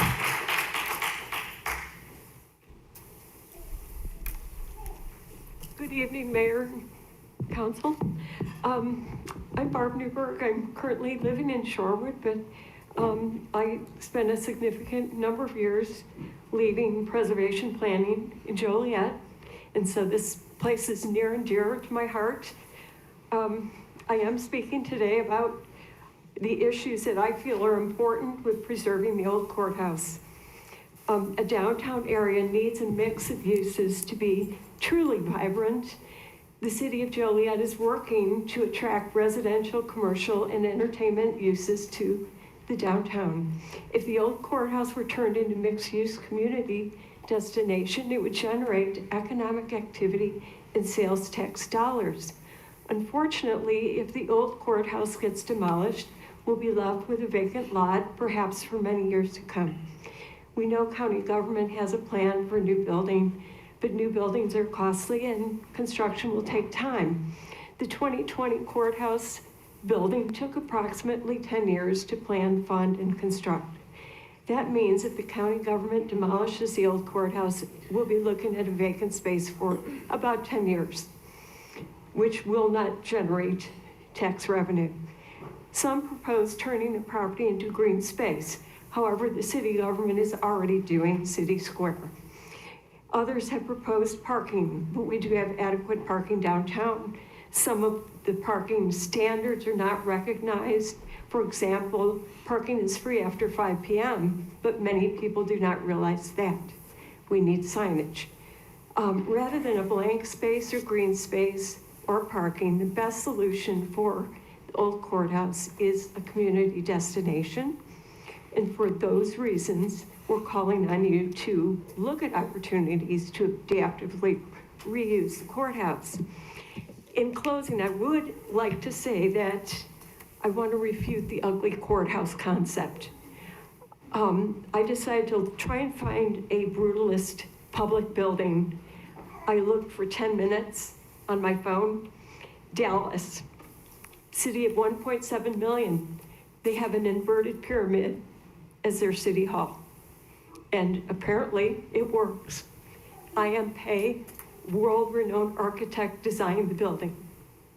It was built 10 years after the Will County Courthouse. Thank you. Jamie Wood.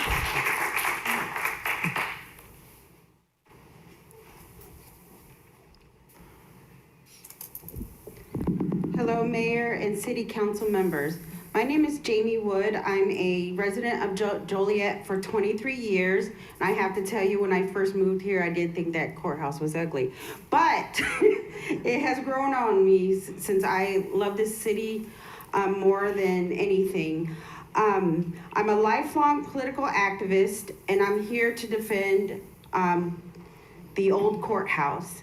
It includes a strong connection to the working class in our community, my activism.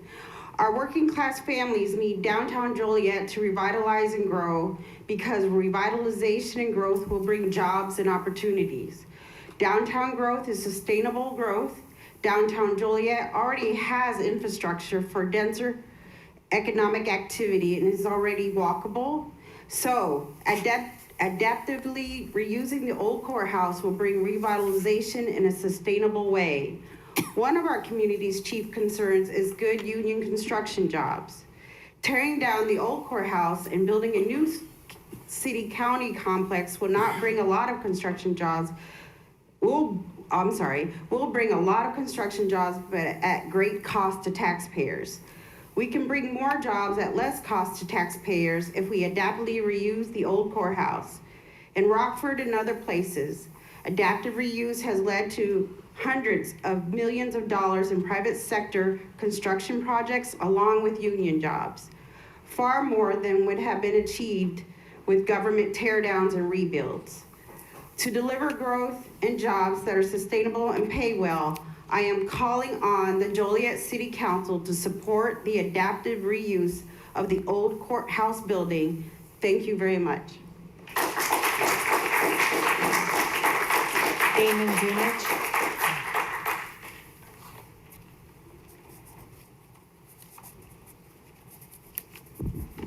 Hello, Mayor and City Council. My name is Damon Stunich. My brother Doug, and two other Chicago investors purchased the former Joliet Catholic Diocesan headquarters in 2016. We didn't go in there with a blind eye and rose-colored glasses. We knew it was going to be a lot of work. One of the principal things we wanted to work on is redeveloping the property from a church use to a private winery. We did that with the castle. It took a lot of work, like I said. It was an adaptive reuse challenge. When we started the project, a lot of people kind of raised their eyes and said, are you guys kind of crazy spending money in Joliet? Since then, we found out that this renovation has brought in people from not just Joliet, but continue to come in and visit the winery for the beauty that Joliet offers, for the view, and they love the adaptive reuse of the property. Many of you on the City Council have been to, or I shouldn't say many, some of you on the City Council have been to Bishop's Hill Winery, and you know it is a special place that contributes to the attractiveness of Joliet for visitors and locals alike. I would like you to imagine what would have happened if we hadn't gone in there. Instead, what would have happened if that place was demolished? At tomorrow's City Council meeting, you're going to choose between preservation and destruction, between adaptive reuse and a pile of rubble.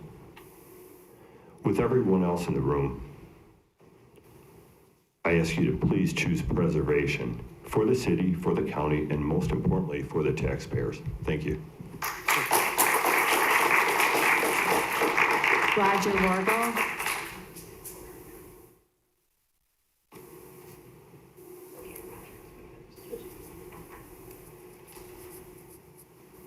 Mr. Mayor and City Council members, thank you for allowing me to speak. I've been really moved by hearing so many of the people talk about the courthouse. Basically, I got involved with the Rialto Square Theater in 1976 when we had our prom there. And our student council rep really got me interested in city politics and government. And Steve Brandich and I have spent a lot of time with the Rialto. And basically, I started with Dorothy Mavridge with the Cultural Arts Council of Joliet.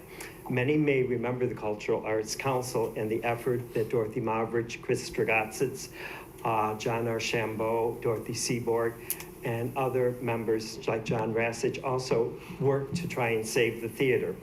The importance of, if the theater had been destroyed, it would have been real danger of destroying a lot of the economic and historic center of the city of Joliet. The Rialto was in bad repair and unused for many years, and the thought of tearing it down and making it a parking lot, I really found kind of outrageous. And what's interesting for me, and Dorothy never realized this, my parents sold land to the Rubens family for their theater in Peoria, along with land to the Pollock family for their Packard dealership. Both of these people were from Joliet. I am glad to hear that the City Council is willing to listen to the arguments that have been brought before them, and I ask that they really listen to the preservationists and work to save the courthouse and the historic nature of it. The details of the work to save the courthouse will really economically impact the city of Joliet very much. If you allow the old courthouse to be demolished, you'll be making the same mistake that Joliet would have made if the Rialto were to have gone under the wrecking ball. Please do not make that same mistake again. Thank you very much. Victor Judd.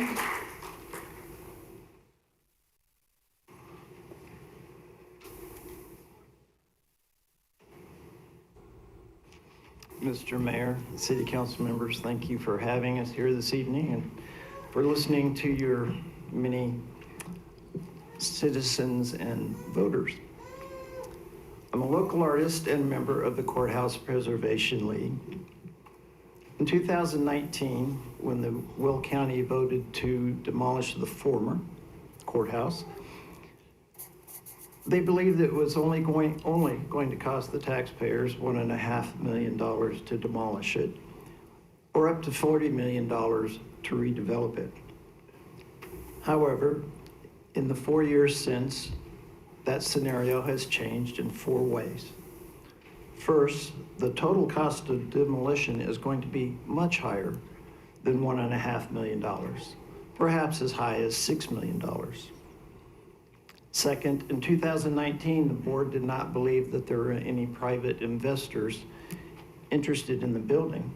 We now know that they are. As you've heard, at least 6 developers responded to our request for expressions of interest that our group issued, along with Landmarks Illinois. And I believe y'all have that information has been shared with you. These developers are proposing to spend their own money, not taxpayers' money, on redevelopment projects which would adaptively reuse the building. Third, in 2019, the board did not know that the building would be eligible for historic preservation tax credits. Last month's decision by the Illinois Historic Sites Advisory Council confirms that it in fact is. Any developer that commits to a redevelopment project of this building can receive up to 45% of the cost in federal and state tax credits. The developer can sell these tax credits to individuals or companies with other tax liabilities, and the money can go towards the development project. This can dramatically reduce the cost of redevelopment compared to what the county board was thinking in 2019. Fourth, the board did not know of any plans for the future of this location. However, we have come to know that the county government has been informally discussing a new city council complex. City-county complex. What might a new council government building cost Joliet taxpayers? We don't really know, but we know the price tag of the 2020 courthouse was $215 million. The bottom line is that demolishing the former courthouse will cost us many times what we believed in 2019. And building a new structure on the site could cost taxpayers, including Joliet taxpayers, not just Will County taxpayers, hundreds of millions of dollars more. Redevelopment can happen using private investors' money and federal and state tax credits. This is not just a county issue, it's a city issue. We're asking the city of Joliet, the members of the council, to consider adaptive reuse of the building. Thank you. Craig Lichtenwalter. Craig Lichtenwalter. Good evening, Mayor, City Council.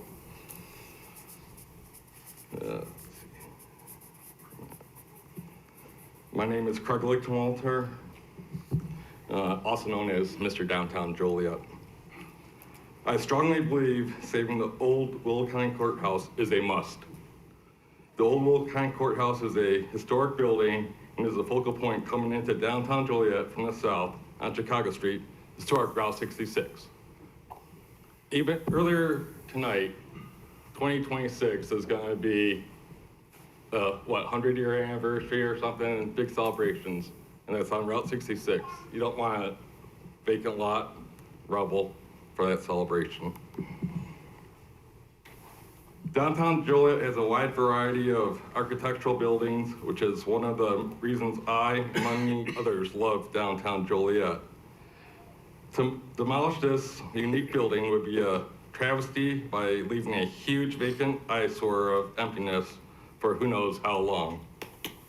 Instead, keep the building and let a proven developer readapt it for new uses, something that the public can enjoy, something the locals can brag about and be proud of without using their tax dollars. Something out-of-towners can say, wow, about my visit to Joliet was amazing, and that old Brulis building that used to be the courthouse turned into something really special. A boutique hotel, a conference center, commercial space, government offices, perhaps a combination of these and possible other uses. What it really comes down to is avoid the eyesore negativity of demolition, do your job and look out for the people you are supposed to represent, be bold and look forward to the best option, which is giving new life at little or no cost to a very unique building in downtown Joliet. Thank you. Wayne Adamowski.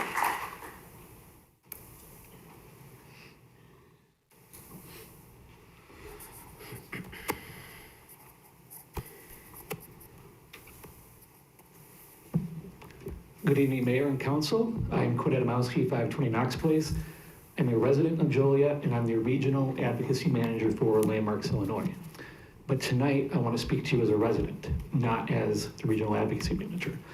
I have a few points about the courthouse. First, right now, the city is asking HUD to reconsider Evergreen Terrace, which has life safety issues. I think that's a good thing. Second, the city is working with FEMA right now to talk about what other options could be in terms of timing for the berm issue. That's also a good thing. Surely, if the city can engage in conversations with the federal government, the city should be able to have conversations with our friends at the county. Fact-filled, public, open, and transparent conversations about the courthouse and plausible reuse scenarios before they demolish the building and create another empty parking lot on Route 66. Second, the future of this site is a policy decision.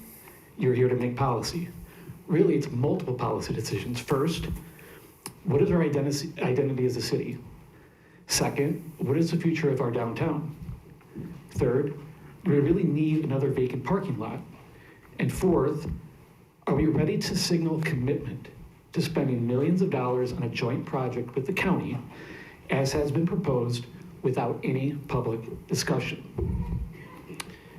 For an issue in the limelight like this one, with wide-ranging implications and the potential effect on taxpayers, there's been no public conversation from this body on this issue to date.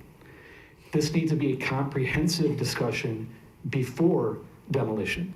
You cannot undemo a building and losing a historic and redevelopable resource without fully considering all options would be a travesty. Third, we heard tonight more about Public Square, an important project for a host of reasons. As has been discussed repeatedly, the city is also close to moving forward with a comprehensive plan, which would result in the most important policy document in decades. Would it not behoove the city, given these two important initiatives, to at least ask the county why demolition is a necessity at this time? The building poses no life safety issues. Could that building be part of a larger downtown revitalization? It seems odd to not have those discussions now when you can. Lastly, and this is an important point, the city does not need to defer to the county.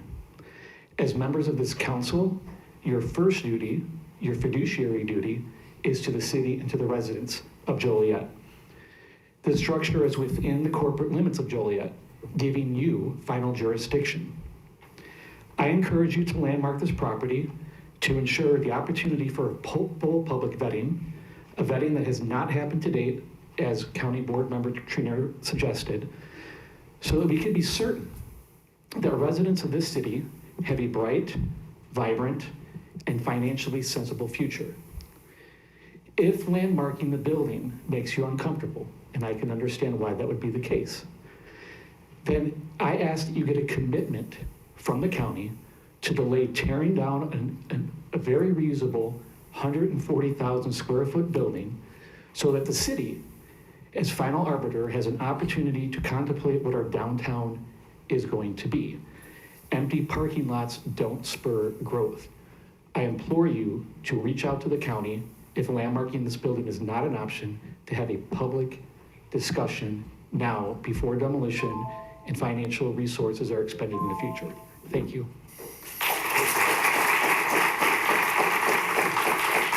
Is there anyone else that would like to speak on an agenda item that hasn't already spoken? Seeing none, we'll ask the interim city manager to review tomorrow night's items. Great, thank you. All right. Of course, we're going to have a proclamation on Constitution Week from the mayor, and then we'll move on to appointments. There's one appointment to the Art Commission that'll be recommended for your consideration. We'll have committee reports as always, and then we'll move on to our consent agenda. We'll have our council meeting minutes from September 5th on the consent agenda and invoices to be paid. I know we've been here a long time, so I'll try to keep my comments as brief as I can as we kind of go through these, but just give you the highlights on the items that are in here. The next item is Council Memo 454-23. This will be your approval of the new social worker position in the fire department. Again, that position's being funded by the use of CDBG grant money. It's again recommended that you authorize that position be created and filled. Council Memo 455-23. This is award of our annual renewal contract regarding the community notification system through July 2024 for relative to the 911 system. This is the Everbridge component that we split with 3 different ways, and our share of that cost is $31,125. Public Service reviewed it and recommended it to the full council. 456-23 is award of contract for Joliet Street and Ottawa Street streetscape improvements to PT Farrow in the amount of $113,238.36. Again, this was recommended by Public Service Committee for full council approval. This is dealing with just ongoing annual maintenance to a section of downtown relative to like pavers, broken curbs, tree grates, etc. That's generally the kind of items that are included in there. The next is Council Memo 457-23. This is a contract award for emergency rehabilitation to Well 17D to Great Lake Water Resources Group. The amount's $244,746. This was due to an unexpected failure of that well. Again, reviewed by Public Service Committee and recommended for your approval. Questions? All right, next item is 458-23. This is award of contract for the replacement of the redundant drinking water master SCADA equipment. This is an award to Torque Engineering in the amount of $34,609. We won't get too deep into the technical stuff, but it's programmable logic controllers. There's limited suppliers that work with this particular brand that we have attached to the SCADA system, but this Torque Engineering company is the recommended company. Again, and that's the recommendation that's been sent forward to you for that amount. Questions? Council Memo 459-23. This is amendment number 2 for the professional services agreement for Phase 3 engineering services for the Chicago Street Sidewalk Vault contract. This is to Civil Tech Engineering in the amount of $21,737. This basically adds of another vault at 68 North Chicago Street to the Phase 3 engineering services that Civil Tech's doing for us. Again, reviewed by Public Service Committee and recommended for your approval. All right, moving on, then 460-23 is a change order number 2 for the Illinois Route 53 at Emerald Drive contract. Again, this contract had previously been awarded. The Public Service Committee reviewed this and recommended it for your approval. It's an additional amount of $232,551.14, and this is warranted from price adjustments on materials and labor costs since the award of the contract back in March of 2022. Can I ask, is this on schedule now to be completed, what, spring of next year? Is that what it is? Yeah, that's our understanding. We've had discussions with the contractor, and they're gonna prioritize it for spring construction. next year. Utilities are all done, so they don't have any more holdups for us? There is one comment light on the east side of the intersection that needs to be relocated. We perfectly expect that to be completed and ready to go for the spring. And we can work around it if necessary as well. So this will finish it up, no more add orders, no more delays? That is the hope, yes. The larger underground utility relocates with Comcast and ComEd. Those have been completed, so. Thank you. Next item is memo 461-23. This is change order number 2 for Black Road Lift Station modifications. This is an award to William Brothers Construction in the amount of $107,889.52. Again, reviewed by Public Service Committee and recommended to the full council. Again, just in response to unanticipated work that was discovered during that project that needed to be added. Questions? Next memo is 462-23. This is payment for cash contributions balance for our feasibility cost share agreement with the Department of the Army. So this is the downtown levy study that we've talked about that is just out now for the feasibility study for public review. We had a cost sharing agreement. Part of our cost sharing agreement we provided as in-kind services. The balance we were to pay in cash. This is the final payment, and the amount here is $45,810. Can I ask what a feasibility cost is? I mean, we know we have to do it. What is 45,000 going to tell us? Well, it's actually more than 45,000, but the cost of this is the third and final payment. But the feasibility analysis is environmental analysis, hydraulic analysis, that type of thing. We've been working with the Army Corps of Engineers on this. I can provide a much more detailed breakdown if you'd like of what we've done. Mayor, the total cost for this study that we shared was $919,000. This is just our final payment, $45,000. So they tell us we have to put a levy in, we got to spend $1 million to decide if it's a good idea? Doesn't sound feasible to me, but that's, I guess, the way it goes. But this thing will move along. I mean, that's my biggest concern. This has been sitting around since 2019, correct?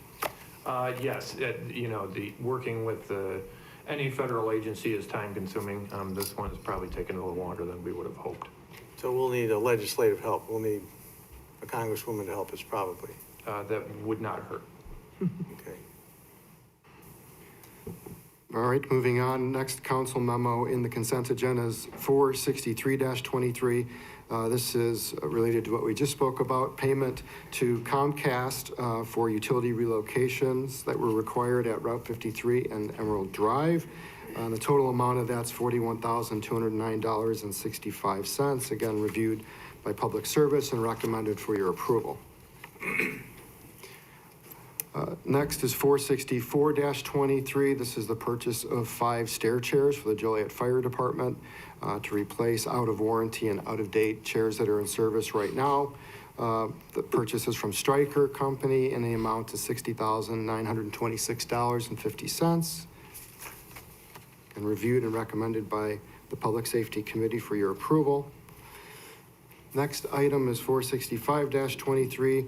This is request to upfit our new police squads by painting doors at West Jefferson Auto Sales and branding units with Elemental Graphics and Design Company. The two components are $77,000 and $47,491.50. This essentially does our brand and logo and paint work on the new units we've purchased this year, which I think was 20 Ford Interceptor units and 35 Dodge Durango units that get upfitted with those graphics. Quick question. How long have we owned these cars? I don't know that information off the top of my head. I can get it for you, though. It seems like we paid for them a long time ago. Is this the last thing before they get on the streets? I believe so, yeah. So we've been waiting for delivery on a number of these units, but I can get you more detailed background on the actual delivery. The lights are all done. This is the last phase of it? That is my understanding, yeah. Thank you.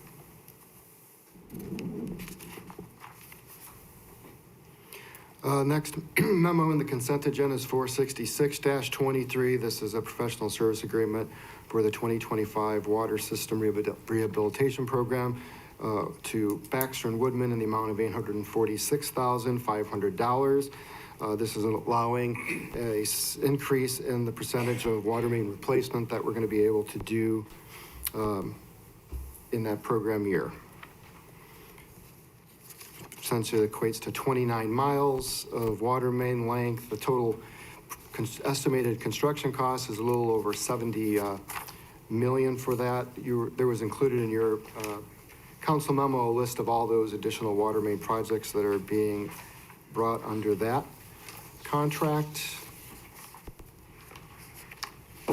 Any questions? That concludes everything that was in the consent agenda. And then under regular agenda items, 468-23 was the audiovisual upgrade discussion we've had relative to the council chambers. We're going to have that tabled. Would you mind giving a kind of a synopsis of the... Yeah, so as you all will recall, at our last council meeting, we had it on the agenda, and there was some conversation. I know Councilman Hugg isn't here tonight, about the consultant that we had involved in the design of the scope of services and how their involvement ended, I guess, with the project. So we actually had a meeting, Councilwoman Reardon as head of the CTI's committee, myself, the IT department, JCTV staff, and we also met with Jeff Pratt. He's the consultant that we had brought in to help develop the scope for this. So we've asked him to review the final selected contract, make sure that the details in that scope and the pricing is matching with what our expectations were, since he's more of he's got the AV expertise, and I think that's what we just wanted to confirm. So he'll be doing that over the course of the next week. If everything's in order, it'll be back to you then, hopefully next meeting. If there's anything we need to adjust, we'd go back and review that with the contractor on any equipment changes. May I add something? Yep. So all along, there's been the discussion of why it went from 200,000 to 300,000. What happened was 200,000 was the number for this entire room and our conference room over there. Then at one point, our former city manager came to the IT department and said, as long as we're doing this, we want to do JTV at the same time. JTV had already been assessed one time, and it was $100,000 to upgrade them. So the city manager then said, let's do it all at the same time. It makes more sense to get it all done at the same time. We're going to be, coordinating together to get it so it's working together rather than always separately how we've had in the past. So that is where the number from 200,000 jumped to 300,000, but that 100,000 for the JTV and the 200,000 in here was always going to be that number. It's just that it combined. So that's kind of an explanation for that $300,000 number. Thank you.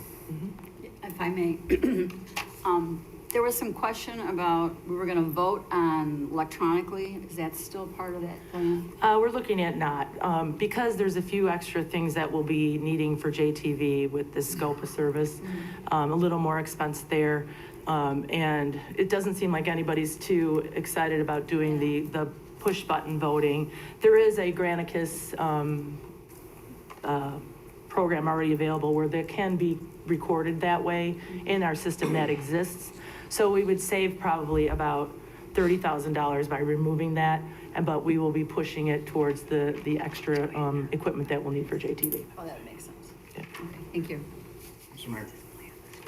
Yeah, I agree. So the 200 is already allocated, right? It was already in the budget. And I'm in favor of all that. I was just saying a few weeks ago, budget talks are already here, or it's gonna be here.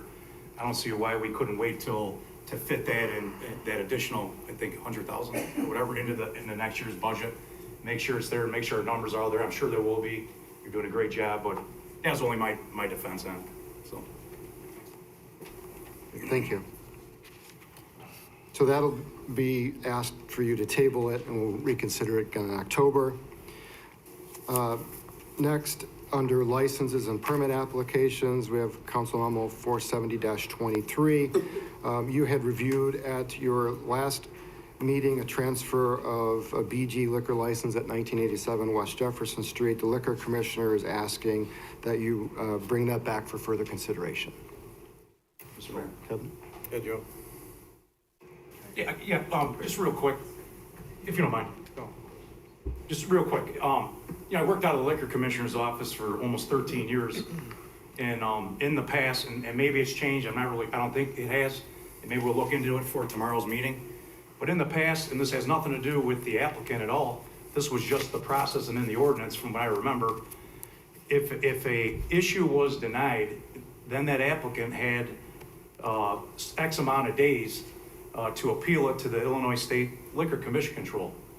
And then that's kind of where we came up, this BG liquor license kind of started from the Thornton gas station with the Cassidy house and all that was going on there on Collins and Jackson. So that's typically, that's what I remember happened. Instead of bringing it back up, it was already denied, so it's the applicant's responsibility to appeal that. And I understand that it may make some, trigger some time and, wait on a determination, but that's typically what happened in the past. I'm not sure I think, anything's changed. so he did appeal to the Illinois State Liquor Commission, and they said that there's already I think their confusion was 2 weeks ago that there's already a liquor license at this location. He's trying to transfer it. So the Illinois State Liquor Commission said that there already is a license. So he had to come back to us to discuss this. So he basically appealed it to us. I think there might have been a little confusion a couple weeks ago on what his plan was for this. So a BG license, there's 5 of them currently. There's 5 gas station on-premise licenses in the city of Joliet right now. One of the things we're going to do is hopefully put a cap on that at 5. There would be no more after the current 5 that there are right now. Now, a BG license authorizes the consumption of alcohol on premise. Now, the owner is here right now. He has no desire to have people drink alcohol on premise. They don't even allow it. The license allows it. Doesn't mean the person who has the license has to allow it, and he does not want that. The license, obviously it's a strange license. To have gaming, you need to have a pour license, is what we call that. And because he wants to have gaming and packaged liquor, he needs to get the specific BG license to allow the gaming. He has no desire to sell alcohol for consumption on premise, and has no desire for people to drink on his property. That's why he asked to reconsider, because I think people were a misunderstanding that people were going to the gas station, walking inside, buying beer and hanging out in the gas station and drinking beer. It's not the case. Yeah, even if there is a confusion on how it was presented or whatever, I still think we're setting precedents now by bringing up something that was voted down on. Okay. Can the state issue some sort of order saying he already has a license, he already had a license, now they're just gonna transfer it, and then we can act on that? Okay, I don't know. I'm just saying, I I'll look into that think we're tomorrow setting morning. precedents by All right. bringing something back. Mayor? If the state can send a letter, like they did for Lambert, Amico, and others in order, we can act on that. Suzanne? I'm so sorry, Joe. So can we bring the applicant up Yeah, sure. on all those concerns too? Because he is literally within walking distance at the end of my road. And so I talked to the liquor commissioner, and then I also spoke with him, and he has no plans at all to be pouring liquor. And I was very concerned because it is within walking distance of the school. Many of my neighbors, their kids walk back and forth to and from school, going in to get chips, sandwiches, drinks. He has no plans at all on pouring the liquor and letting them drink. He wants them to take their packaged liquor and go, but this is the only way that gaming can be allowed there is with this license. And I am fully in support of capping it after this. But this is not a new license here. The owner had the license and this is just the continuation. And the former owner also did not pour liquor and let anyone drink while they were gambling. Is that accurate, sir? Yes, this is accurate, as we, even that was your concern, and it is our concern was our employee safety and everybody's safety, even people come play, and it's their safety as well. We never served liquor, beer on site. That was from starting when I bought it and took over. We never served it, and same intention will be for whole life. So that is our intention. The license is totally different. So it says yes, sir, but this is not our intention because of safety. Yes, this is true. Yes. Mr. Mayor. Sure, Joe. Todd, that brings up another question, right? The mayor has the authority to cap licenses, like, say we're sitting at 260. That's his prerogative, and we agree with it, that's fine, that's his decision. But the question is, now that you have this combo license, a B and a G, or BG with liquor and gaming, we've already kind of lost that with Lambert Amico, right? So will that hold up? I mean, is that? Well, I was looking through the statutes. I don't see anything in the state statutes that prohibit us from putting a cap on gaming establishments, since we are home rule. I've noticed a lot of language in the video gaming statute that talk about what non-home rule municipalities can't do. But I noticed that they were very careful to only put those restrictions on non-home rule municipalities. So I think we have the ability, if we pass an ordinance, to cap the number of video gaming licenses in the city limits. Okay, then here's my next question. That brings up another issue. We have these fueling centers. They pump X amount of diesel. The state automatically will give them the gaming. So how do we? Well, how we gonna stop that? if they get their license directly from the state, there's nothing we can do about that. Well, I believe they get it through the state, but then we issue one as well, I believe, right? Is that correct? Kind of. That's my understanding. Yeah. Okay, well, I'll have to You're the research. clerk, it runs out of your office, so that's why I asked you. I'll have to research that then. I just want to make sure we're doing things right here, that's all. I'm gonna step in on this one and tell you that it was my idea to bring him back up here. I didn't fully understand the complete license. I know that Larry mentioned it, and I didn't have all my homework done on this one, so I take the blame. He should have had an opportunity to fully bring this. Kevin was sitting in the back, and it happened so fast that we didn't have a chance to really understand the nucleus of this. And he's a fine young man, and I think he's gonna do a good job, but I think he needs, maybe precedent was in a different time, but in this time, this is a completely different version of a license. And I'd like to give him another opportunity to allow that license to continue through us on the premise that we're not gonna offer any more gaming and liquor license to gas stations in particular. So I think I was wrong in jumping the gun. He didn't have a chance to speak last time when the vote happened. And I think that he deserves a chance to be reviewed again with an opportunity to vote tomorrow to reverse that decision. Kevin, is there a chance tomorrow to get an order from the state? I'll call them in the morning. Or call, and then maybe we would table it? If they said, yep, we could send you an order, then we're staying in line with what we've always done in the past. Just like the Lambert Amico, it's the same thing. It was denied, he appealed it, he won, we ended up getting an order, and then I supported it, because that's what. Now, as the mayor just mentioned, it's a little different, though. This is not the applicant. It's a transfer. Well, it is a transfer, but it is the mayor who is bringing this issue back to the city council, not the applicant. And I don't know of anything in the city council rules or parliamentary procedure that prohibits the mayor from bringing back, especially when he was in the majority, when it was voted on last time. So it's a motion to reconsider. I hear what you're saying, what I'm saying is, I believe it was denied. The transfer was denied, correct? But the mayor is asking that that denial be reconsidered. And that's the difference. It's the difference between a failed applicant appealing and somebody who is actually in the city council making a motion to reconsider, which is effectively what the mayor is doing tonight, or proposing for tomorrow night. It's the difference of who's asking the council to make the decision. If it was the applicant, then the applicant's only recourse is to go to the state on an appeal. But here, somebody who was actually in the group that made the decision to deny is making a request as an elected official that the council reconsider its actions. And that's permitted. Yes. Yeah, he has the authority. Any other questions? Thank you.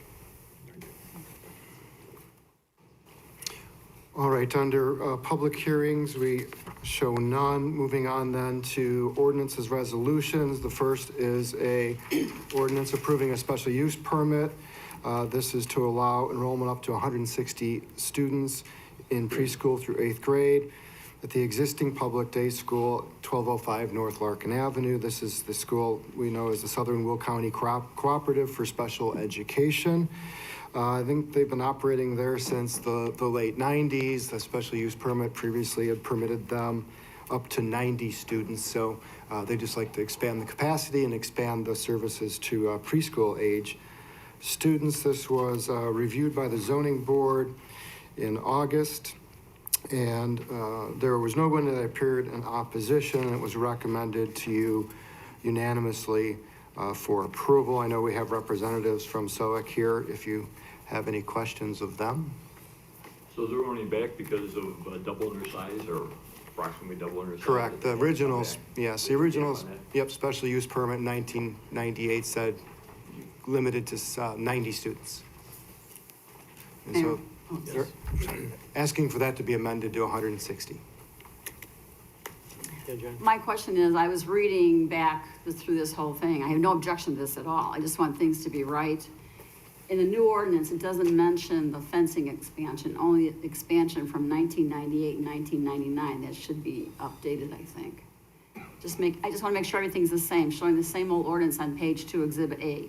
And I did not see the details in the new ordinance, because they are going to put up new fencing. Is that correct? Isn't that correct? No, yes? I need an answer. Yes, it was my understanding. Why don't you come up to the mic, please? My understanding when the original ordinance was passed in 98, that there was to be some additional fencing. It was unclear as to what that was. The zoning board asked us if we could fence in the portion that's closest to Larkin Avenue on the bank side there, given that we're going down to a preschool age, and that was something that we certainly could do. So I can't speak to what the original intention was, but it's to block off that Larkin Avenue side. No, and I understand that. I have no problem. But I mean, are you going to have to make it bigger now that you're going to have more students? No, it would be the same existing footprint as it is now. It would just be adding the fence line right there. We would not be expanding the playground. That was my concern, because the new ordinance goes back to 98, 99, doesn't say it's current. That's why my question was. Not for you, it was for staff, Okay, because I wanted the ordinance to be correct for Okay. everybody. Okay. I'm not against it, I just want to make it accurate, that's all. Okay. Okay, then. We're all good with that? Mr. Greenberg, that's okay, that's good, even though it's old, not updated? Okay, that was my question. Thank you.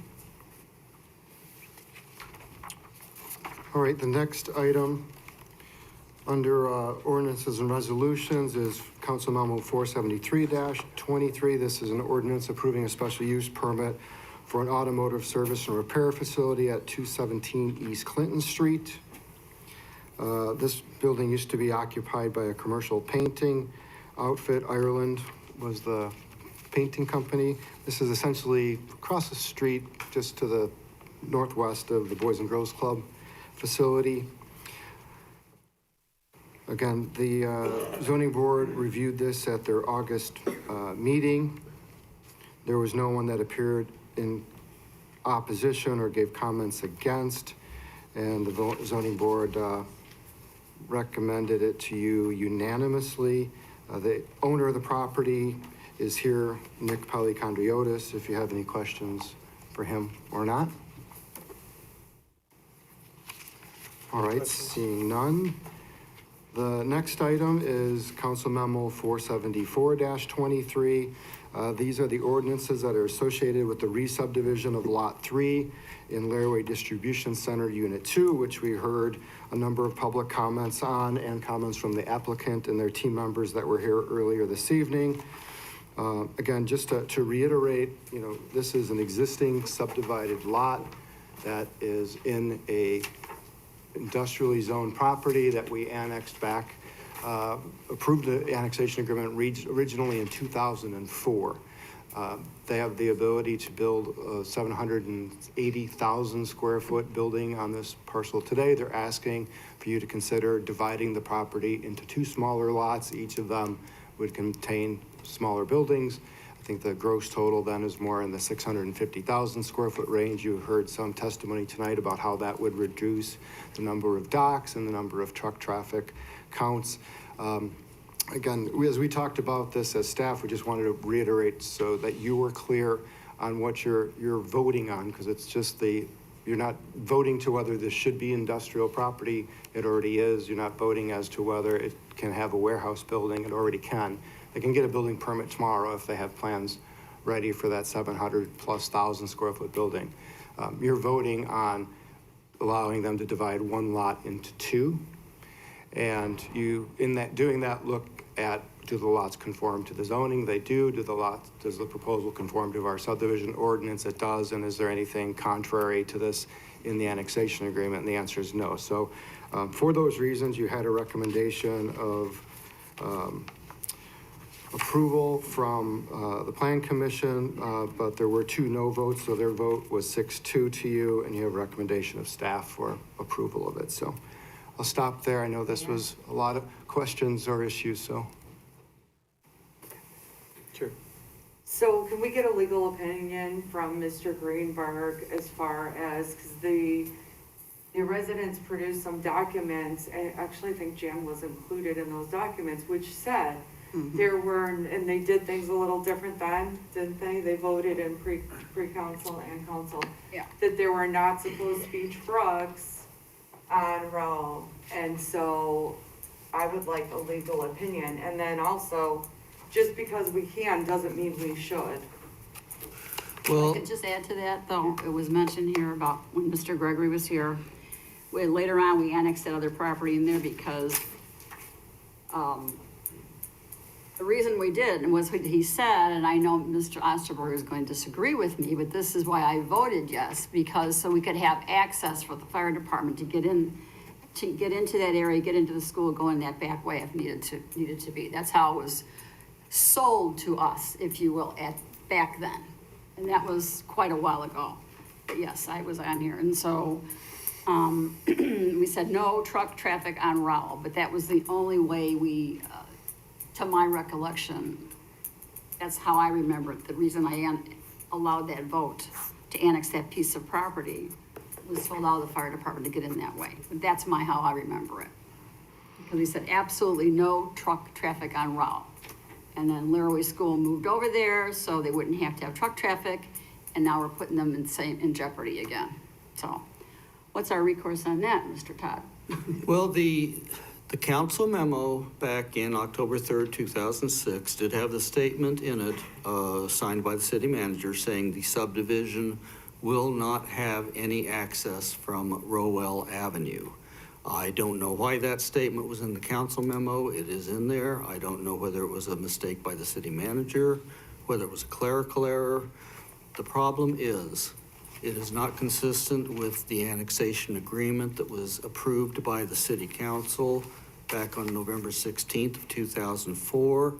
Paragraph 7E of that agreement, which is still in effect because that annexation agreement has not expired yet, states the city shall not prohibit truck traffic on Rowell Avenue between Laraway Road and the northernmost curb cut within the parcel.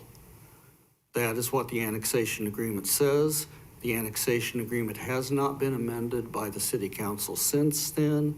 The rule is that if the council takes action and the rights of third parties have intervened after that, the council cannot change its actions. Since then, when it did that, the owner of the parcel that had the annexation agreement and their successors in interest have the right to rely on that paragraph. It says, we will not prohibit truck traffic on Rowell Avenue between Laraway Road and the northernmost curb cut within the parcel. The council votes on the actual documents that are in front of it. City manager memos are not something the council votes on. And in fact, the statement from the city manager back in 2006 is inconsistent with the planning commission meetings, and it is inconsistent with the plats that were approved and recorded by the city council at the October 3rd, 2006 meeting. So as far as whether the owners of the property have the right to permit truck traffic up to the northernmost edge of their property, they have that right, and the city agreed to let them have that right back in November of 2004. And for another year and a half, that agreement is still in effect. And again, as the city manager mentioned, what you're voting on tonight is strictly to whether or not the subdivision plat that's in front of you conforms with the city ordinances, and it does. We sometimes forget that property owners have rights, and those rights can be amended only by statute, where either the legislature or the city council says, you jump through these hoops. This owner has jumped through the hoops on the subdivision code as far as how you divide one lot into two lots. Nothing else is before the council tonight. Is there any compromise that could be come to? It's strictly up to the owner of the property. Is the owner of the property here?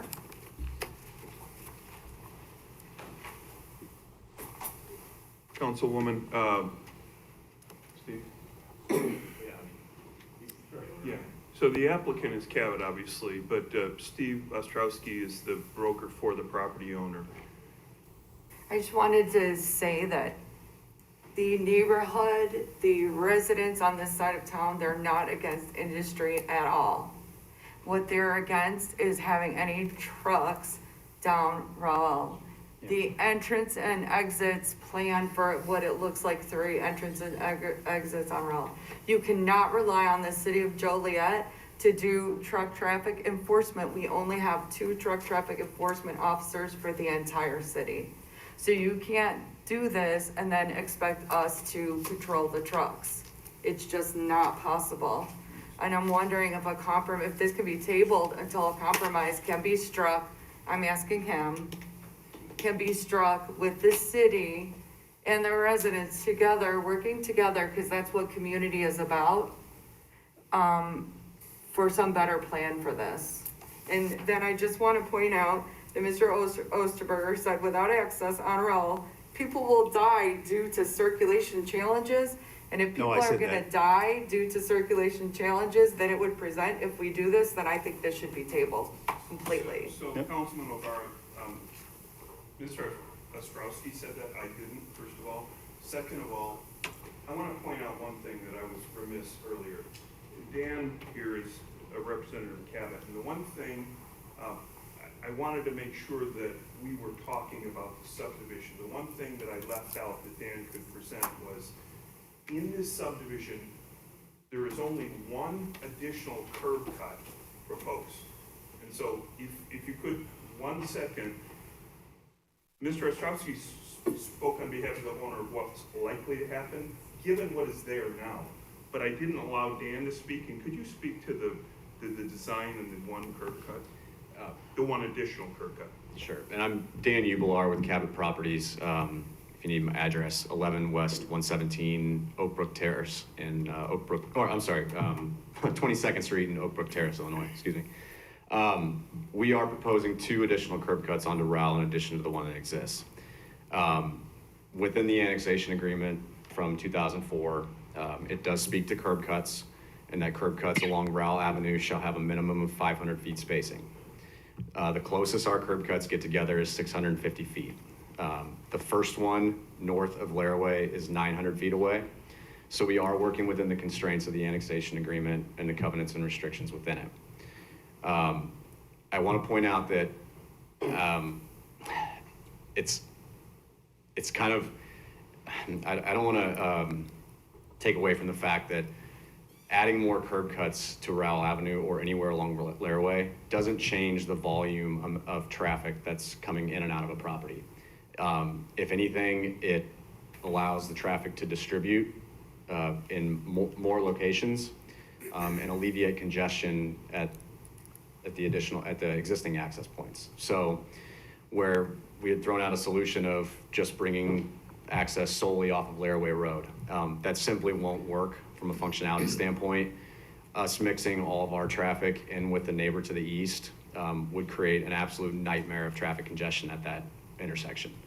The neighbor to the east of us, two of their access points that they can get to Laraway Road and to Rowell Avenue, those both cross through shared access easements on the subject property that we're looking to purchase. So we're already sharing access with them already. So just wanted to make a point that it will allow this property to function more efficiently with less congestion by adding additional curb cuts, which again, I want to reiterate, are staying within the confinements and the regulations of the annexation agreement. Did that answer your question? I want to make a comment on this, and I really struggle with this because there's been some confusion. I understand that the 04 agreement does allow for traffic on Rowell Avenue. In 06, there was a memo to the council, which was never made, perfectly clear that it should have been part of an ordinance. So there's been so much confusion on this development. So, going out there, I know that there's a road on the north end of that's in place. And I understand it's got a left out only and a right in only. And I understand that the neighbor to the east of that has access to use that road, correct? Mm-hmm. That's correct. But they don't. They have a gate up. I don't think they've ever used that road. I think that road is like IKEA, where it's more of a safety road. There's no way to make this property work for you if you got more curb cuts on Laraway and just the thought of Rowell Avenue is the only thing. You want to hold us to the letter of the law 18 and a half years later. I know it's tough, but the dynamics have changed in 18 years for our community. And Rowell Avenue does not have enough truck enforcement right now. So, And the worry I have is that people are going to take that right. Let's just face it. People go the easiest route, don't they? And if you go to the other end of Rowell Avenue, Manhattan is dangerous with a truck sitting down there. You got a school, so it's just, there's no alternative. But Mayor, the request that you had previously made and the Councilman Navarro had asked for now was, what is the solution? The school has asked for no trucks on there. You've approved trucks. You approved trucks. You're part of Joliet. Joliet approved a plat. Mr. Ostrowski's client has no choice to proceed with one lot. Cabot has proposed a subdivision, and the two curb cuts that are offered off of Rowell are for cars. Correct. No additional trucks. The truck can only come in where they can come now. And he had testified earlier that there is not enough room on the existing to handle two lots. That's not how it was designed. So the proposal tonight is for less trucks and two curb cuts that only allow cars. It is an absolute positive for what we're proposing based on what Joliet approved. Not only in the annexation agreement, as Mr. Greenberg had testified, but as to the plats as well. This actually makes it better. I know it sounds terrible and you don't want to, we're not voting to put more trucks onto Rowell, we're voting to put less. You have to understand the way that, when I spoke to the circulation of these buildings, you're gonna end up having a 780,000 square foot, 2-tenant building where you're gonna have truck traffic running through, through basically you're mixing trucks and cars. That's gonna be the problem, which is what happened in the building next door. Why there was a death. Can you redesign the plan? What's that? Can you redesign the plan? Yeah. to not have what would any the trucks solution on or be? off of Rowell. It's an industrial facility, and I would love to have no trucks, but they will open to trucks. The neighborhood doesn't want it, the school district doesn't want it, and it's not that it's industry. It's not that it's industry, it's, that road is not designed for 18-wheel trucks up and down. It's just not. Councilman Navarro, we testified tonight with an expert. It's not a testimony, you didn't testify, you spoke. There was evidence by an expert, which is what we're asked to do in front of the city council, that it testified that this plan will present less traffic. This was approved. Our applicant is coming to use it, and the solution for the applicant versus the solution that the owner is stuck with is better. We're making it better. And respectfully, we never would have gotten this far without having this annexation agreement in front of us saying that we had permission for truck traffic. I mean, to answer your question, Rowell has been improved up until the northern access point. DHL came in, Excel came in and did that. And so the road is built to handle 18-wheelers up until that point. And there is signage on the road that states where the truck traffic is allowed and where it stops. I know it's signage. It comes down to enforcement, of course. But we've offered to put in more signage to make it more clear. The existing access road that empties from our lot out onto Rowell as it is today is a physical restriction of prohibiting truck traffic to turn right and go north on Rowell. It's a 5-foot curb radius around the corner, and there's a masonry wall there that a truck would run over. So I could only argue that, you know, our tenants, we will be informed of the rule of the law and what the road regulations require them to, where it requires them to go and not go. We can't speak to any other trucks or cars in the neighborhood, but we can offer more signage. Massive signage. It But has to be massive signage. We've talked about this ad nauseum. We understand the issues with the school. We want to limit that in any way we can and work with the city to do that. And I would honestly argue that a solution to the 700,000 80-footer option would be to do what we're proposing, is to break these buildings down, make them single-load buildings, which we're proposing, that have docks on only one side of the building. These buildings are usually more of a specialty building for smaller tenants that generate less truck traffic. There's just The people we're trying to attract are manufacturing type users, lower truck counts. We want food distribution. I mean, we're looking for pick and pack type of operations, more technological savvy type of companies. Yeah. The big box distribution, you know what that is. The buildings he's gonna build are gonna be more high-touch facilities. That's our But intent. let's back up a minute too. What we're saying is, we're asking for 2 lots with no additional truck entrances on Rowell. I'm not sure how it's designed or what can be done, but the trucks are not permitted through the 2 new. It's designed to be a heavy-duty road in case trucks or fire or emergency vehicles need to come through there. But we envision this building operating that the north building, the larger building, trucks would come down Rowell as allowed and turn right into the facility to get back to the docks in the back, and then they would exit the same way. They're not going to go and mix with the building to the south. It just gets congested when you intermix 2 different tenants' truck traffic in the truck court. The smaller building to the south, the trucks will come off of Laraway and they'll enter into that shared access point and they'll dump into the truck lot and they'll exit likely the same way.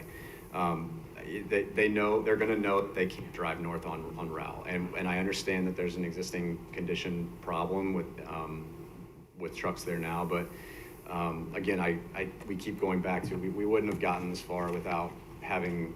And the difficulty with delaying the project is we're in Chicago and he needs to build now. So with all due respect, let me just tell you that, I don't know how many of you are from Joliet, maybe just Mr. Osterberger is the only one. I went to high school here, I worked for WJLL. So you know Joliet Central, the underpass, the train underpass, has signs everywhere, and literally on a weekly basis, if not more, those trucks still try and come under there, get stuck, damage that underpass, damage that, like, signs are not gonna stop anybody. There's cause and effect. So you're saying that's not what's on the agenda tonight, but that is what's on the agenda tonight for these residents. cause and effect. If we do this, this is what's gonna happen, and it's certain. You're It's gonna have a lot very of problems certain. with Laraway then. I mean, you're pushing that, all of that just onto Laraway. You're gonna have dual access on one access road. And, yeah, It's probably not a good Well, parcel somebody for that comes to then. live It's our- probably not a Unless it's good not the parcel truck for traffic. that. We're not asking you to approve trucks on Laraway. That exists. Joliet approved that. Cause Joliet- and effect. Mayor, I'm done. Okay. I'm done. Anything else, Mayor? All I'm gonna say is this is what happens when you believe the city manager, who at the time, that's the bill of goods we got sold at that time. I can't speak to that. I can only speak that It's we. my statement. I'm not asking you to speak to it. No, I'd like understood. this I to be was here and tabled. worked under the village, under the city manager. Alls I'm saying is our project proposed tonight should be voted for approval because we're reducing trucks. We were just trying to follow the agreement. That's the only thing we had as a guidepost. And back then, you didn't have the trucks that you have today. That's 19 years Nor ago. the school. Thank you. Any further discussion on that item before we move on? Next item, and again, this will be asked for you to table it, is 475-23. This is the budget amendment that goes along with the council chamber audio-video upgrades. We'll bring that back presumably in October. Next item is Council Memo 476-23. This is an ordinance amending provisions related to the ordinance for the Inspector General. Mr. Mayor. Yeah, Joe. Yeah, Todd or Rod, can you give a brief explanation on this? Well, about a year and a half ago, in April of 2022, the council passed an ordinance which changed appointment power on the Inspector General from the city manager. Your microphone is not sorry, working. sorry. About a year and a half ago, the city council amended the ordinance to change appointment authority from the city manager to the mayor and council. It was brought to my attention that that was unconstitutional. I checked the state constitution, and a decision that the Illinois Supreme Court issued. I've put that in the memo. I've come to the conclusion that there simply isn't any leeway here legally. Back in 1954, the voters adopted the city manager form of government, and under the city manager form of government, he appoints the non-elected officials, unless there's an exception, which the ones I'm aware of are the members of the Board of Fire and Police Commissioners, and, or excuse me, the fire police officers and firefighters who are hired by the vote of the Board of Fire and Police Commissioners, and members of boards and commissions who are appointed by the mayor with the concurrence of the city council. But we do have a couple of other legal officials in the state who they have not threatened a lawsuit, but one of them has in writing said that the current method of appointing the Inspector General is not constitutional, and I can't find any way that that statement is inaccurate. So if passed, this ordinance would return appointment and dismissal authority to the city manager. The only other changes that the proposed ordinance makes is it adds the city manager to the list of officials who would receive reports from the Inspector General, and it deletes outmoded language from back in the days when the Inspector General was a member of the legal department. Thank you for the explanation. Well, who was complaining? Who's the complainant? The state's attorney. Okay. Well, we have a current pending case over there in the Will County Courthouse. Joliet Inspector General versus the Illinois State Police. That is pending, waiting for a decision from Judge Anderson. So there's the first thing. Secondly, a former councilman filed a suit in Grundy County, and that was dismissed under the same, what we're trying to do right here. His attorney in front of the judge was saying that our ordinance was unconstitutional. That was dismissed. So for us to come up here and intervene at this time, before we hear what Judge Anderson rules on, I think we're putting the cart before the horse. Well- I mean, let's let a judge, if somebody wants to file a complaint, file the complaint.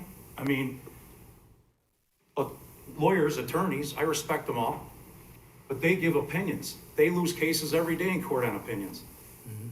I think we let Judge Anderson decide. There's a pending case. For us to change the ordinance now, when there's a pending case talking about this, I think is, like I said, putting the cart before the horse. Well, it's possible Judge Anderson may not reach the issue of the appointment of the Inspector General. He may simply make it on narrower grounds. Courts like to do that. He may simply decide that the Inspector General doesn't have subpoena power over the state police or over the state's attorney's office. So he may not reach the issue of appointment. I 100% agree. But again, we're making a policy decision, amending an ordinance that was already approved by this council, and we just, had a phone call and a letter sent and asked their opinion, that's fine. But for us to act on that at this moment, I think is wrong. I think we need to wait to see what Judge Anderson does in the Will County Courthouse, and we just set precedents over at Grundy County, I guess. Well, So, I mean, with all due respect, the Illinois Constitution is very clear on this, regardless of what any trial court judges rule. And that's what I put in my memo. And besides the strict language of the Illinois Constitution, which states that you can only change appointment authority by referendum, and we've adopted the city manager form of government, which explicitly states that officers, except for elected officials, are appointed by the city manager. We've got a case by the Illinois Supreme Court, which has jurisdiction over trial courts, which says that you cannot change appointment authority as a city council unless you have it taken to a referendum. The voters have already spoken on this issue back in 1954. Now, if you want to have the voters look at it again, that's up to the voters, or the city council could put a referendum on the ballot. But this is abiding by what state law says, first by the voters, and then by the Constitution, and then by the state statutes. This is one of those areas where there simply is not a legal room to disagree. A lot of times lawyers can disagree, but this is not one of those times. well, sitting up here, I disagree. Like I said, we have a pending case in the Will County Courthouse specifically talking about if this ordinance is unconstitutional or not. And with all due respect, I have a duty to give you my best legal advice. And I'm saying that there is not two rooms of disagreement here. The law is extremely clear. Okay? And that's what I'm paid to do for you. Thank you, I respect you. I'm just making the argument. And then that's why I say, I think we should hold off on it. If somebody wants to challenge the existing ordinance, let them do that. I'm gonna reel in on this one, Joe. We're not gonna eliminate the Inspector General. What we're gonna do is clean up the ordinance. I have the original ordinance that was written, and it was amended in January 22 to allow the mayor to take over the position, obviously. But we didn't, our cut and paste didn't go well enough, because also in it says, upon removal of the Inspector General, the Inspector General shall return to the position of assistant in the Department of Law. We didn't even write a clean ordinance. We cut and pasted some old ordinance that's not even right. And we didn't even clean that part of it up when we made this new ordinance, and then we shifted it to the mayor and council in April of 22, the last meeting. So I'm not debating having an Inspector General. What I think was found is that the way in which this was developed was not legally correct. And I understand that there's been an Inspector General in the city since 2015. And when we made a change in the beginning of 22, we took the information from the 2015 ordinance and we didn't clean it up. So would our current Inspector General, upon removal, return to the position of assistant in the Department of Law? I mean, did a lawyer miss this when we reread and rewrote the act? I'm just not used to things like this, and I just think what we're trying to do is make everything according to the law. So I don't think we're trying to debate whether or not we have an inspector general. I think we're just trying to put it back to what the legal status of an inspector general is. It's not to report to the mayor or the mayor and council. Accordingly, it's supposed to report to the city manager. And that's all we're trying to do. Mr. Everything Mayor. else will continue to roll. I'm not debating, I don't think anybody up here wants to not have an inspector general. I think it's a very valid entity, right? I think we need it. I think the residents deserve that due to all the nonsense we had over the years. And I think it's very, very valuable. What I'm saying is we're changing the ordinance when there's already a couple other pending, or one pending, one decision was already made. And now what we're doing is we're taking this inspector general, taking it out of the hands of you and the council and back to the city manager. That's the argument here. I don't think we're arguing with a Supreme Court case that said it belongs in the city manager's hands, not the council and the mayor. I think that's where one rule of law comes into play. That's just my opinion, so. Right, I understand. We all have to vote on it tomorrow. Right, and I just think if I'll seize there. Thanks. Mayor, I think I want to add a fly to this ointment. So thinking about this, we discussed it at land use, and I voted no. It was a 2-1 vote to go to the council with approval. So then I got to thinking about this, and the IG is a contract employee, correct, right now? Don't we have a contract with him? Is he a contract employee? He's a contract, yes. He's contracted out, okay.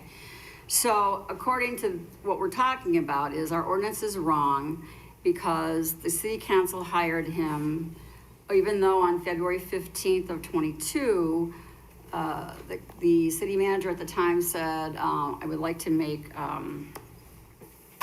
Sean Connolly the city inspector, and then asked us to approve it. It was a 7-1 vote, and we approved it. So how is it different that you, sir, that we had a vote to hire you? Mm-hmm. The city manager didn't hire you, we had a vote the to do power- this. So I'm confused about this now. Well, it's the power of the purse. The city council has the authority to, well, the city manager can only approve contracts up to $25,000. So that's why the contract had to go up to the city council, because otherwise, I'd have to do the math, but that would be what, about 8 weeks or so? And then, the city manager would not have any more authority to pay my law firm, which would make my law firm upset. But the IG is making more money. I mean, he's what, making whatever per case? I don't know how he charges, so I don't know all about that. But you're getting $6,000 a week. Mm-hmm. My law firm is, I'm not. Okay, I'm sorry. I'm sorry. But I got to thinking about that. You're a contract employee, you're not a municipal official. And so neither is the IG a municipal official. So I think this all goes, you're not legal either then. No, we're both municipal officials. Our office was created by ordinance, and that's the definition of an official. Well, that's another opinion, because I got this from another attorney. Well, okay, but I'm putting my opinion in my own name publicly on the line. I can't argue with anonymous attorneys. Well, I'm not saying it. But anyway, that's why I wanted to wait to see what the judge's opinion was. So but I got to thinking about this all weekend, and it was just like, wait a minute, how's this happening? So that's my question. So that fly is dead in that ointment. Okay? Any other discussion? Can I, just for 1 second, just because we were sworn in to defend the Constitution, so you're saying to us that this is, okay, well, there you go. Done. All right, then moving on, under resolutions, we have Council Memo 478-23. This is the resolution denying the request to designate 14 West Jefferson Street as a local historic landmark. We heard a lot of comments and testimony tonight from many people on the courthouse preservation side. We also heard from the county executive's office.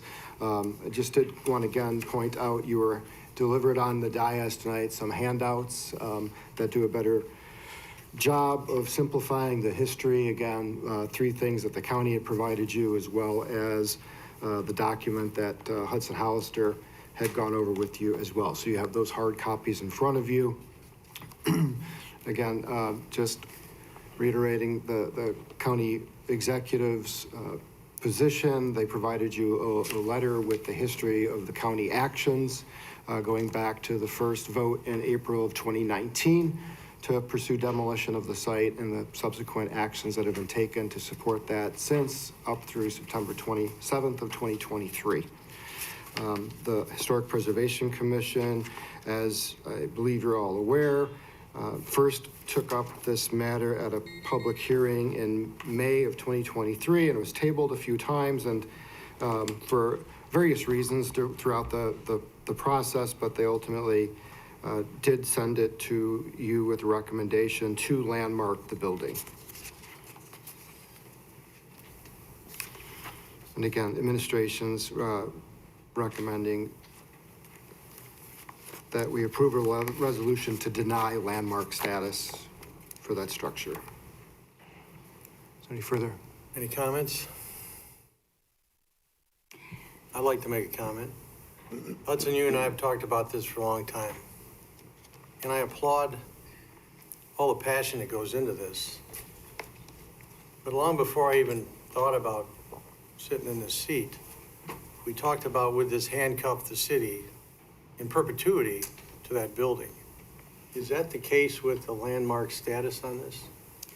That it can only ever stand and can only ever be refurbished or stand unrefurbished if we agree to a landmark status on it? Well, there is language in the ordinance that allows the landmark status to be removed. I'd have to look at that again, before tomorrow night to see. I mean, it's not, it's not a permanent, now that if it's placed on landmark status, that status can never be changed by the city council. I'd have to look at the ordinance a little bit more closely to see what circumstances allow the council to change that. But we'd have to go through all this again. Yes. Yes, you would. It places it, and it does give it different status. It places any future decision of the building in a different process relative to the controls that are provided under that status. Mayor, I've been thinking about this all evening, and not a fan of brutal buildings, if you will, forgive me. However, I understand the passion here and all this, trying to save an old building, and I sat here and listened, I took notes, and I read, and I listened, and listened. Okay, I get it. I don't like it, but there's a lot of people out there that like it, and it is a preservation of history. But, here's my but. Before we make it a landmark status, we seen everything that they presented to us about all these people that want to redevelop it. Well, why don't we make a decision? Let's table it for now, give them a certain amount of time. Who's going to develop this? Let's get it in writing, put part of our comprehensive plan, and give so many months. And then within that time period, they can't get anybody to redevelop, and then we can landmark it or deny it. That's my thought. Well, I think we'd have to have that conversation with the county who owns the building and ask them if they would give you any more breathing room, which I know right now is not their thought, correct? They're advancing the documents related to the demolition permit and the contracts associated with that. Mayor, I would just say, to that point, I feel like we all received these documents here, this letter from County Executive's Office, and I feel like that's been sort of the first method of communication on the subject between the county government and us as the city council in any official capacity. I've met with folks over at the county and had these discussions in passing, but I don't think that there's been time to seriously consider this in any sort of official communication between these two entities of government. And so I think I would be in agreement with Councilwoman Quillman that we would need more time to discuss this in an official capacity, as those conversations just haven't happened yet. So your thought would be to table the request? If that's what it would take to allow us to finally have this discussion open, plein air, because as it's, in my experience at least, the only time that I've been able to speak with anybody at the county has been in person, but never in a public forum such as this. Mr. Mayor? Yeah, Joe. Again, I mean, I'm not in disagreement, but I think the issue is we're in the 11th hour, or preservation, they're in the 11th hour. They're talking about demoing, and, you know, the county executive and all the members on the council over there, they've all been elected by the residents of Will County, and whether you agree or disagree, they voted, right? So now we're bringing it here, you know, to make it a landmark, right? But I think if we table it, they're gonna run out of time. I mean, but I think it'd be good if the mayor and others can sit down with the county executive, see if there is more time available. I mean, That's what I was gonna suggest. Maybe we could talk something over with those folks. So I can say that we have had ongoing conversations. You know, keep in touch with those offices, kind of administrator to administrator, so you have to have an awareness of where they're at in the process. So I don't know what a further conversation, as is being suggested, would look like. You know, again, to Councilman Clement's point, their county board has voted. The county executive has presented a summary of the history and her recommendation as the chief administrator of the county. Our representatives here tonight to reiterate that. I don't know what a further conversation looks like. I just feel that none of those conversations have included us as a council as a whole. That's correct. Councilman Guerrero is asking for a public forum where this can happen, I think. Am I correct, Councilman Guerrero? That would be correct. I mean, the idea of unified city, county government building is something that we've all heard the idea float about, but I don't think that the discussion surrounding that as a possibility of using this space is something that has been discussed in a public forum. And so effectively, while we're not deciding on that specifically, the implications of this vote is going to be whether this building gets demolished.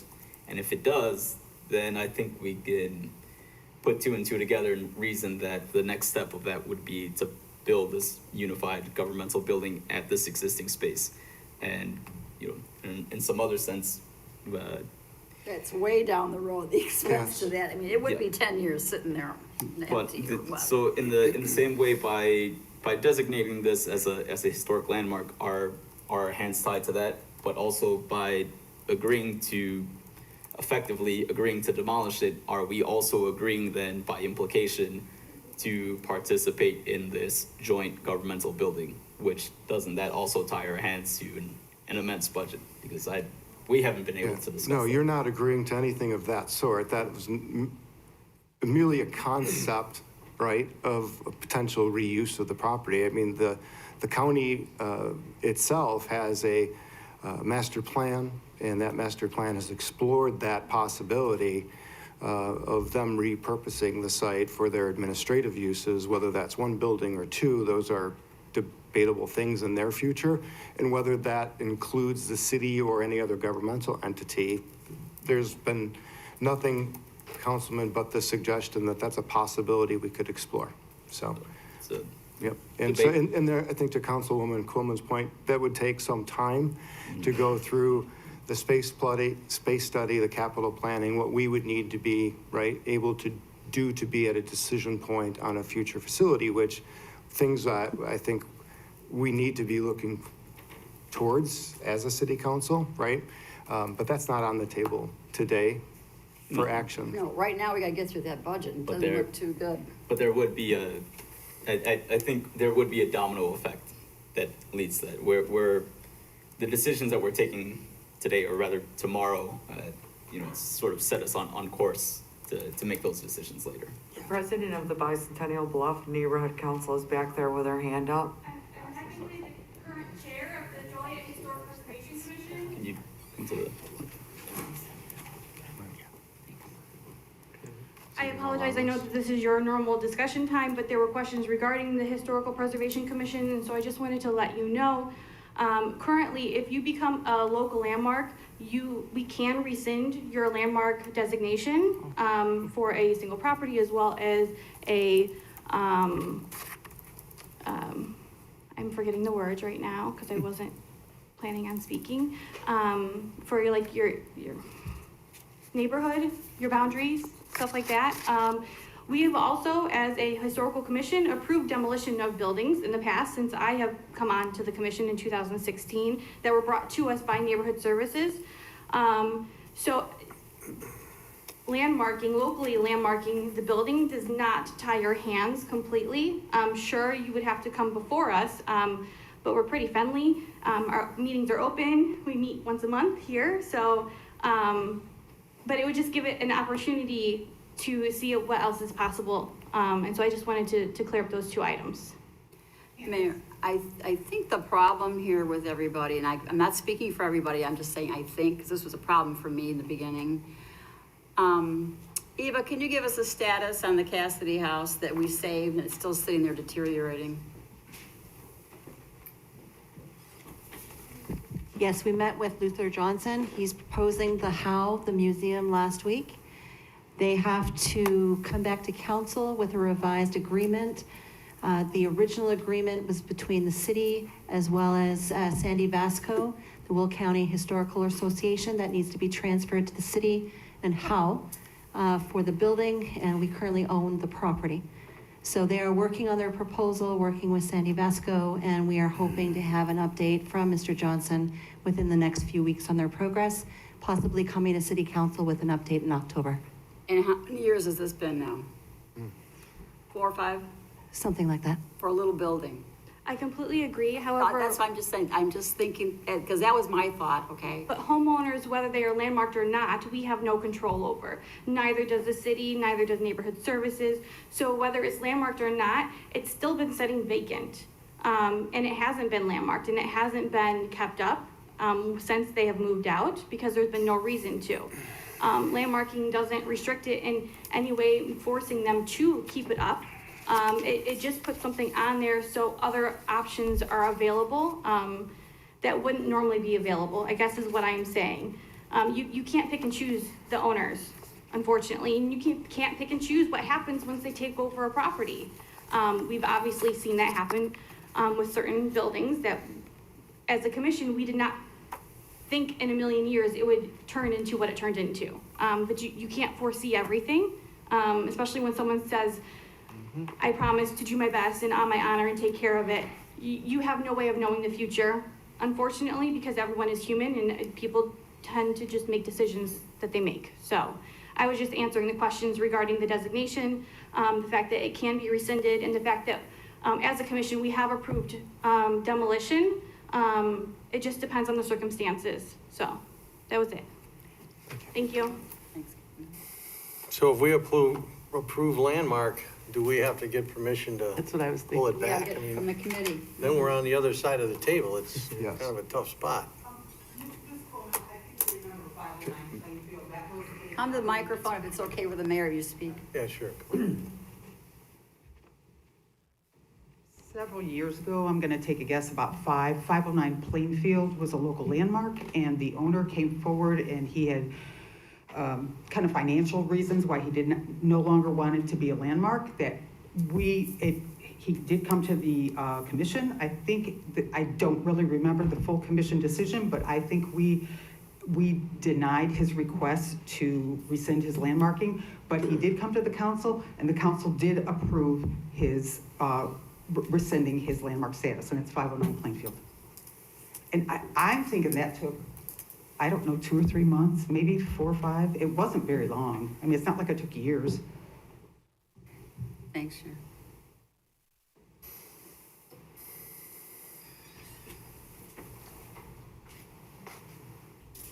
If I may. Elaine Bottomley, Deputy Chief of Staff for Will County Executive. I really would like to reiterate again, on behalf of Will County, an encouragement to go ahead and vote on this, not to table it. Again, our position is still going to be to not designate the parcel. A lot of the public comments that you heard today, that you saw, everyone's very passionate about. These are the comments that we've been hearing at county board meetings, at county executive committees, at our capital improvement committees. These are all comments that all of our board members have been hearing. The decisions and votes that county board have made, a majority have voted to continue forward with demolition. These have all been parts of the factors considered by county board. Again, please would really encourage you to not table this. And I know someone else mentioned the criteria for which you go ahead and landmark the items. Yes, this building does check a lot of them. One of the options for what you can consider for landmarking is also what the preference is for the owner of the property. Again, here's the owner. We're reiterating we're not in favor of landmarking the parcel. So really would like for you to keep that in mind when it comes to voting for tomorrow. And I know someone said this has been a quick process. I'm not sure how anything starting in 2019 can be considered a quick process, but we are trying to continue to move forward with what the county board has intended and asked us to do. So thank you. If there's any other questions, more than happy to answer them. I will be back tomorrow, so I'll see you guys then. Since everybody else is, may I, Mayor? Sure. Just for a moment. The Corners Preservation Partnership is the applicant for a landmark status, and we appreciate all of the extra time that everyone has invested tonight. Thank you so much. One thing I will say about the county board votes, all board votes that are listed on that letter from the county executive are procedural, except for the original 2019 vote to demolish. The county board has not had a clean vote to demolish or to keep the building since 2019. The other votes on that list include remediating the asbestos, which would have been necessary for either preservation or demolition, and hiring a consultant in order to prepare an RFP. Those votes are not votes to demolish, they're simply procedural. Last month, the county board approved a non-binding resolution, approved referring that non-binding resolution for further study and sending it to the executive committee, where the executive committee rejected it, but none of these votes are actually votes to demolish. Indeed, if you were to poll the members of the county board today and you were to ask them if, given the option and given investment the way we've described to you tonight, they would want to further investigate redevelopment options, a majority of them, I believe, would say yes. We can't know that for sure because there hasn't been a vote, but there has not been a real vote since 2019.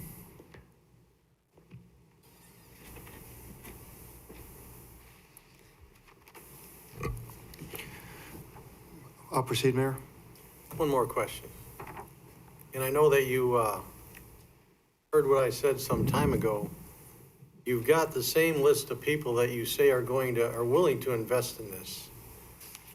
And I did ask you, so where is their proposal? Where is their down payment? Where is their request to do this?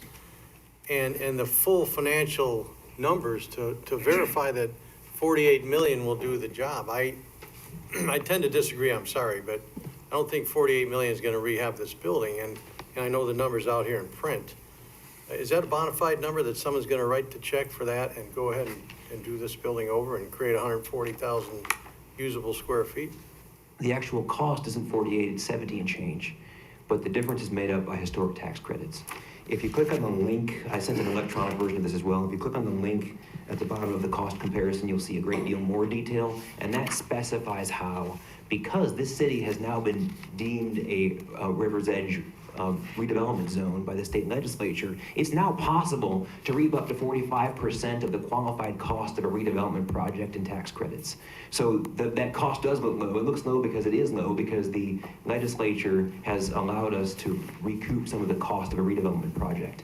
Given that that cost is so low because that policy exists, that's why we're seeing so much developer interest. It's because, as a result of these policy decisions, developers are seeing an attractive opportunity to take interest in buildings and turn them into something new. We sacrifice all of that if we go to demolition. So the 48 million is the net cost of doing the redo of the building? And That's right, 140 is net. 140,000 square feet? That's right, and several of our participants tonight are conversant in these things. Gary Anderson, who is the founder of Studio GWA, which prepared these estimates, was one of those that traveled in from Rockford in order to talk to you for a few minutes tonight. That's $342 a foot. Some of the numbers are based on the county's own estimates. In April, the county executive's office provided per square foot estimates for both new construction and redeveloped construction to the Capital Improvements Committee. The numbers were calculated using those estimates and then figuring in the tax credit figure.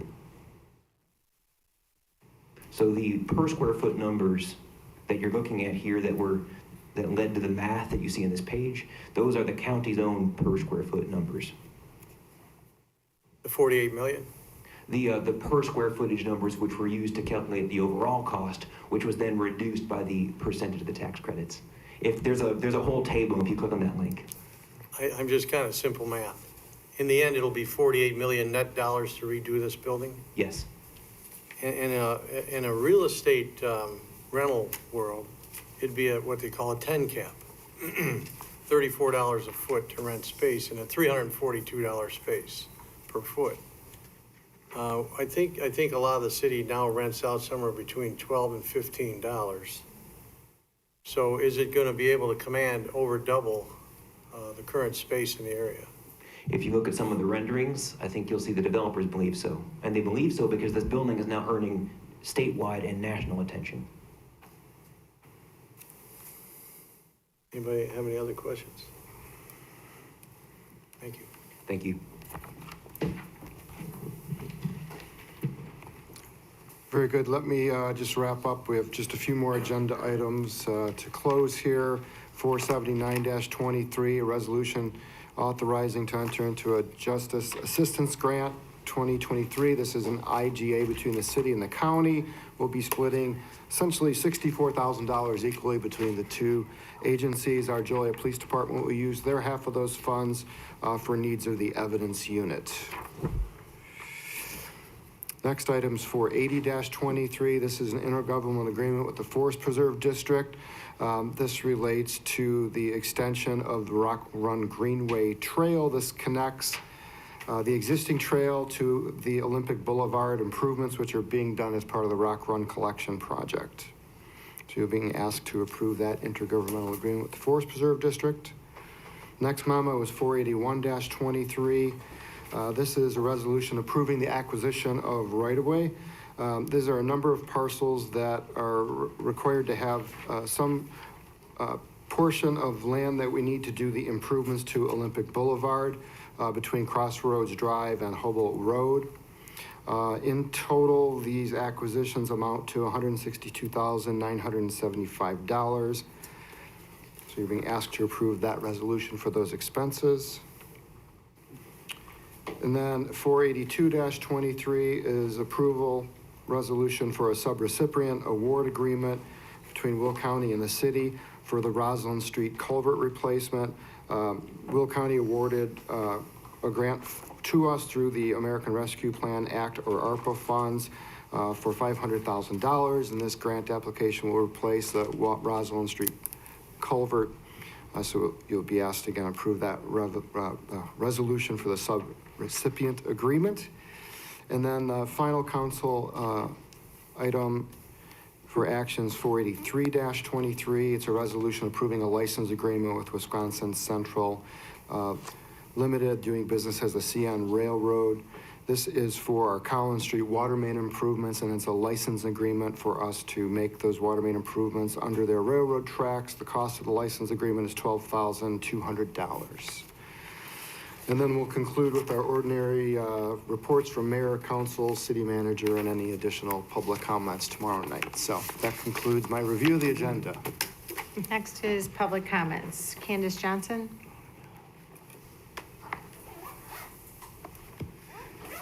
I'm wearing a different hat, so pretend like I'm here on my own time. I'm a volunteer for the Bicentennial Bluffs Neighborhood Association. I'm a co-president. We are inviting you guys to our semi-annual, technically third neighborhood cleanup. So about 7 years ago, we started doing neighborhood cleanups every year. 3 years ago, we switched them to doing them twice a year because they were very popular. It gets people out into the neighborhood. It gets people meeting new people. We feed you. So that's exciting. And then it just kind of gets people more involved. So on October 7th, which is a Saturday, 10 a.m. to 12 p.m., we meet at St. Peter's Lutheran Church, which is 310 North Broadway. We provide donuts to sugar you up. We provide all the cleaning necessities. So we have grabbers and gloves and garbage bags. We partner with JPD every year. So they drive around and pick up our bags for us and help us throw them away. And then afterwards, we give you guys a thank you lunch. Normally it's like pizza, which is delicious. We invite you guys, or if you know of anyone who needs community service hours, we offer community service hours. High school is happening right now, so if they need it for any other reason, we don't ask why you need them. I just need your hands to pick up the garbage. So everyone is welcome. If you have any questions, you can come to our next meeting, which is this Thursday. I invited all of you via email. So everyone got an invitation. It's also at St. Peter's. It's at 6:30 p.m. on the 21st. And it's just neighbors getting together, meeting, eating. I always feed, so there will always be food, dinner time that time. So don't worry. Yeah, and I don't know. Thank you. Thank you. Jay Gregory.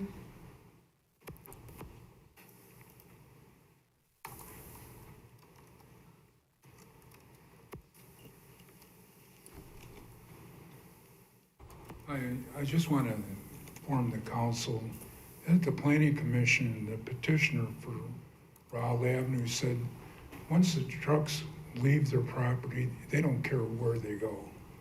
But as a resident, I care where they go. I don't want them in my front yard. I don't want Rayner Street in front of the cathedral, and I don't want them in front of the school on Rowell Avenue. And for Jan Quillman, I remember you distinctly 18 years ago telling Mr. Mesra that putting that on a council memo would be better on an ordinance. And Mr. Mesra told you that a council memo is the best thing. And I can see by tonight that a council memo might not be the best thing. And you were right. I was brand new, but thank you. Is there anyone else that would like to speak under public comments?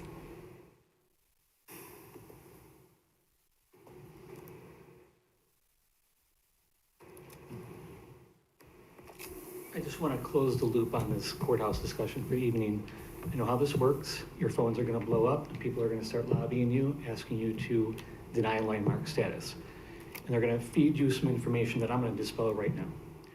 Yes, the county can use tax credits. They can form an LLC. The state's attorney has said they cannot. That is a wrong opinion, and here's why. The city of Rockford is not a home rule city. They formed an LLC to redevelop Turner School. Therefore, if the city of Rockford could do it, there's no reason why the county of Will cannot.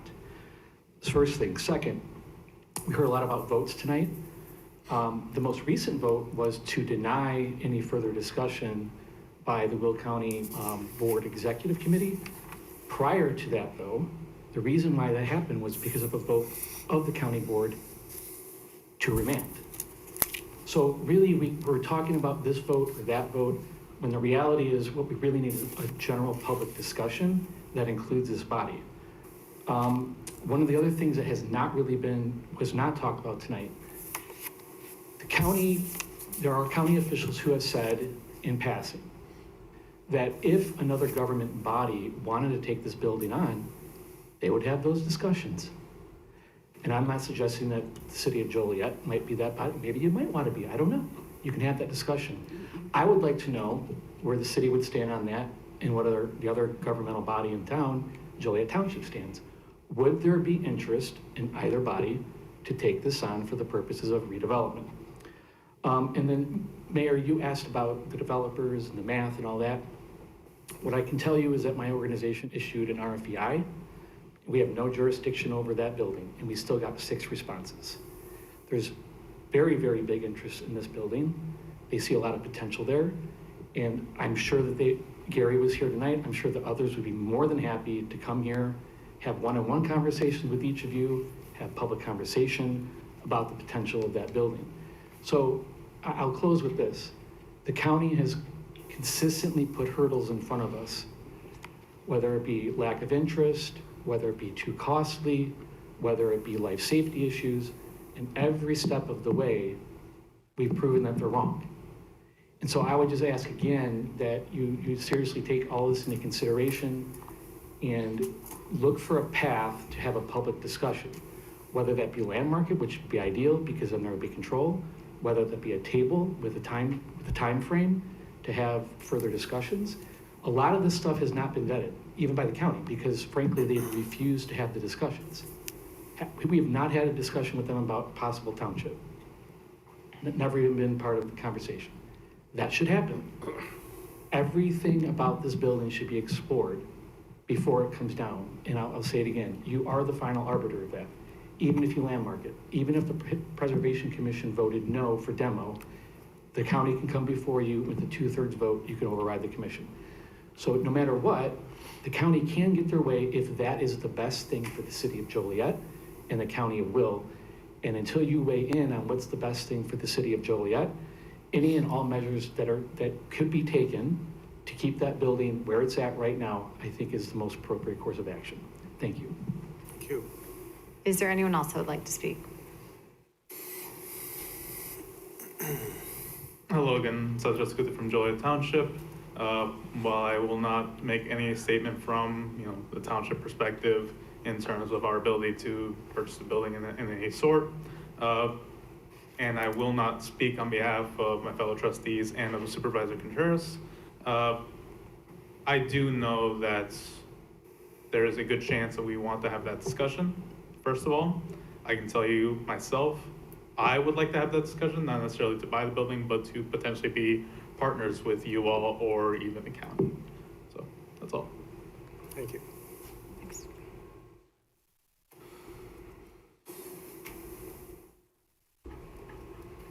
Sharon Merwin again. This really should be a Quinn comment because I know he can address this much better than I. So Quinn, I may need your help. But the River's Edge redevelopment zone, Joliet's kind of like a cool club to get in there. That was legislation. Quinn, can you help me out on this? The RERZ was legislation, I believe, that was approved this year. Some of the other cities that have been a part of it in previous years, Peoria, I think somewhere, one of the Quad Cities, Rockford is not the only one. Aurora has done some really good projects. And not only are these projects like financially and economically feasible, they work out, they're getting awards, people like them in their community. I believe the legislation that went through earlier in this year, it was the city of Joliet and city of Kankakee. So this is kind of a nice sweetener to add to the pot in terms of reuse of that building. Anyone else would like to speak? Hi, Bob Cobb. I've been here before. I know you're gonna maybe be bored with it. I've got issues with my neighbor, and a couple of issues have been resolved, but there are still issues that are not resolved, and I'm having trouble getting answers. There is supposed to be a sort of mediation session between myself and my neighbor and the social worker, but this was 2 weeks ago that I gave her the address and what the issues were, and she was supposed to send her a letter requesting this session to take place. Well, this was over 2 weeks ago, and I haven't heard anything. And let me say, I know you guys have a lot of problems that you have to deal with, but I have a problem too. And I just would like to get some answers. Do we know what department would have been working on this situation? District is in. I don't, Mayor, from what Mr. Cobb's indicated tonight. That is anybody else familiar with this? Eva?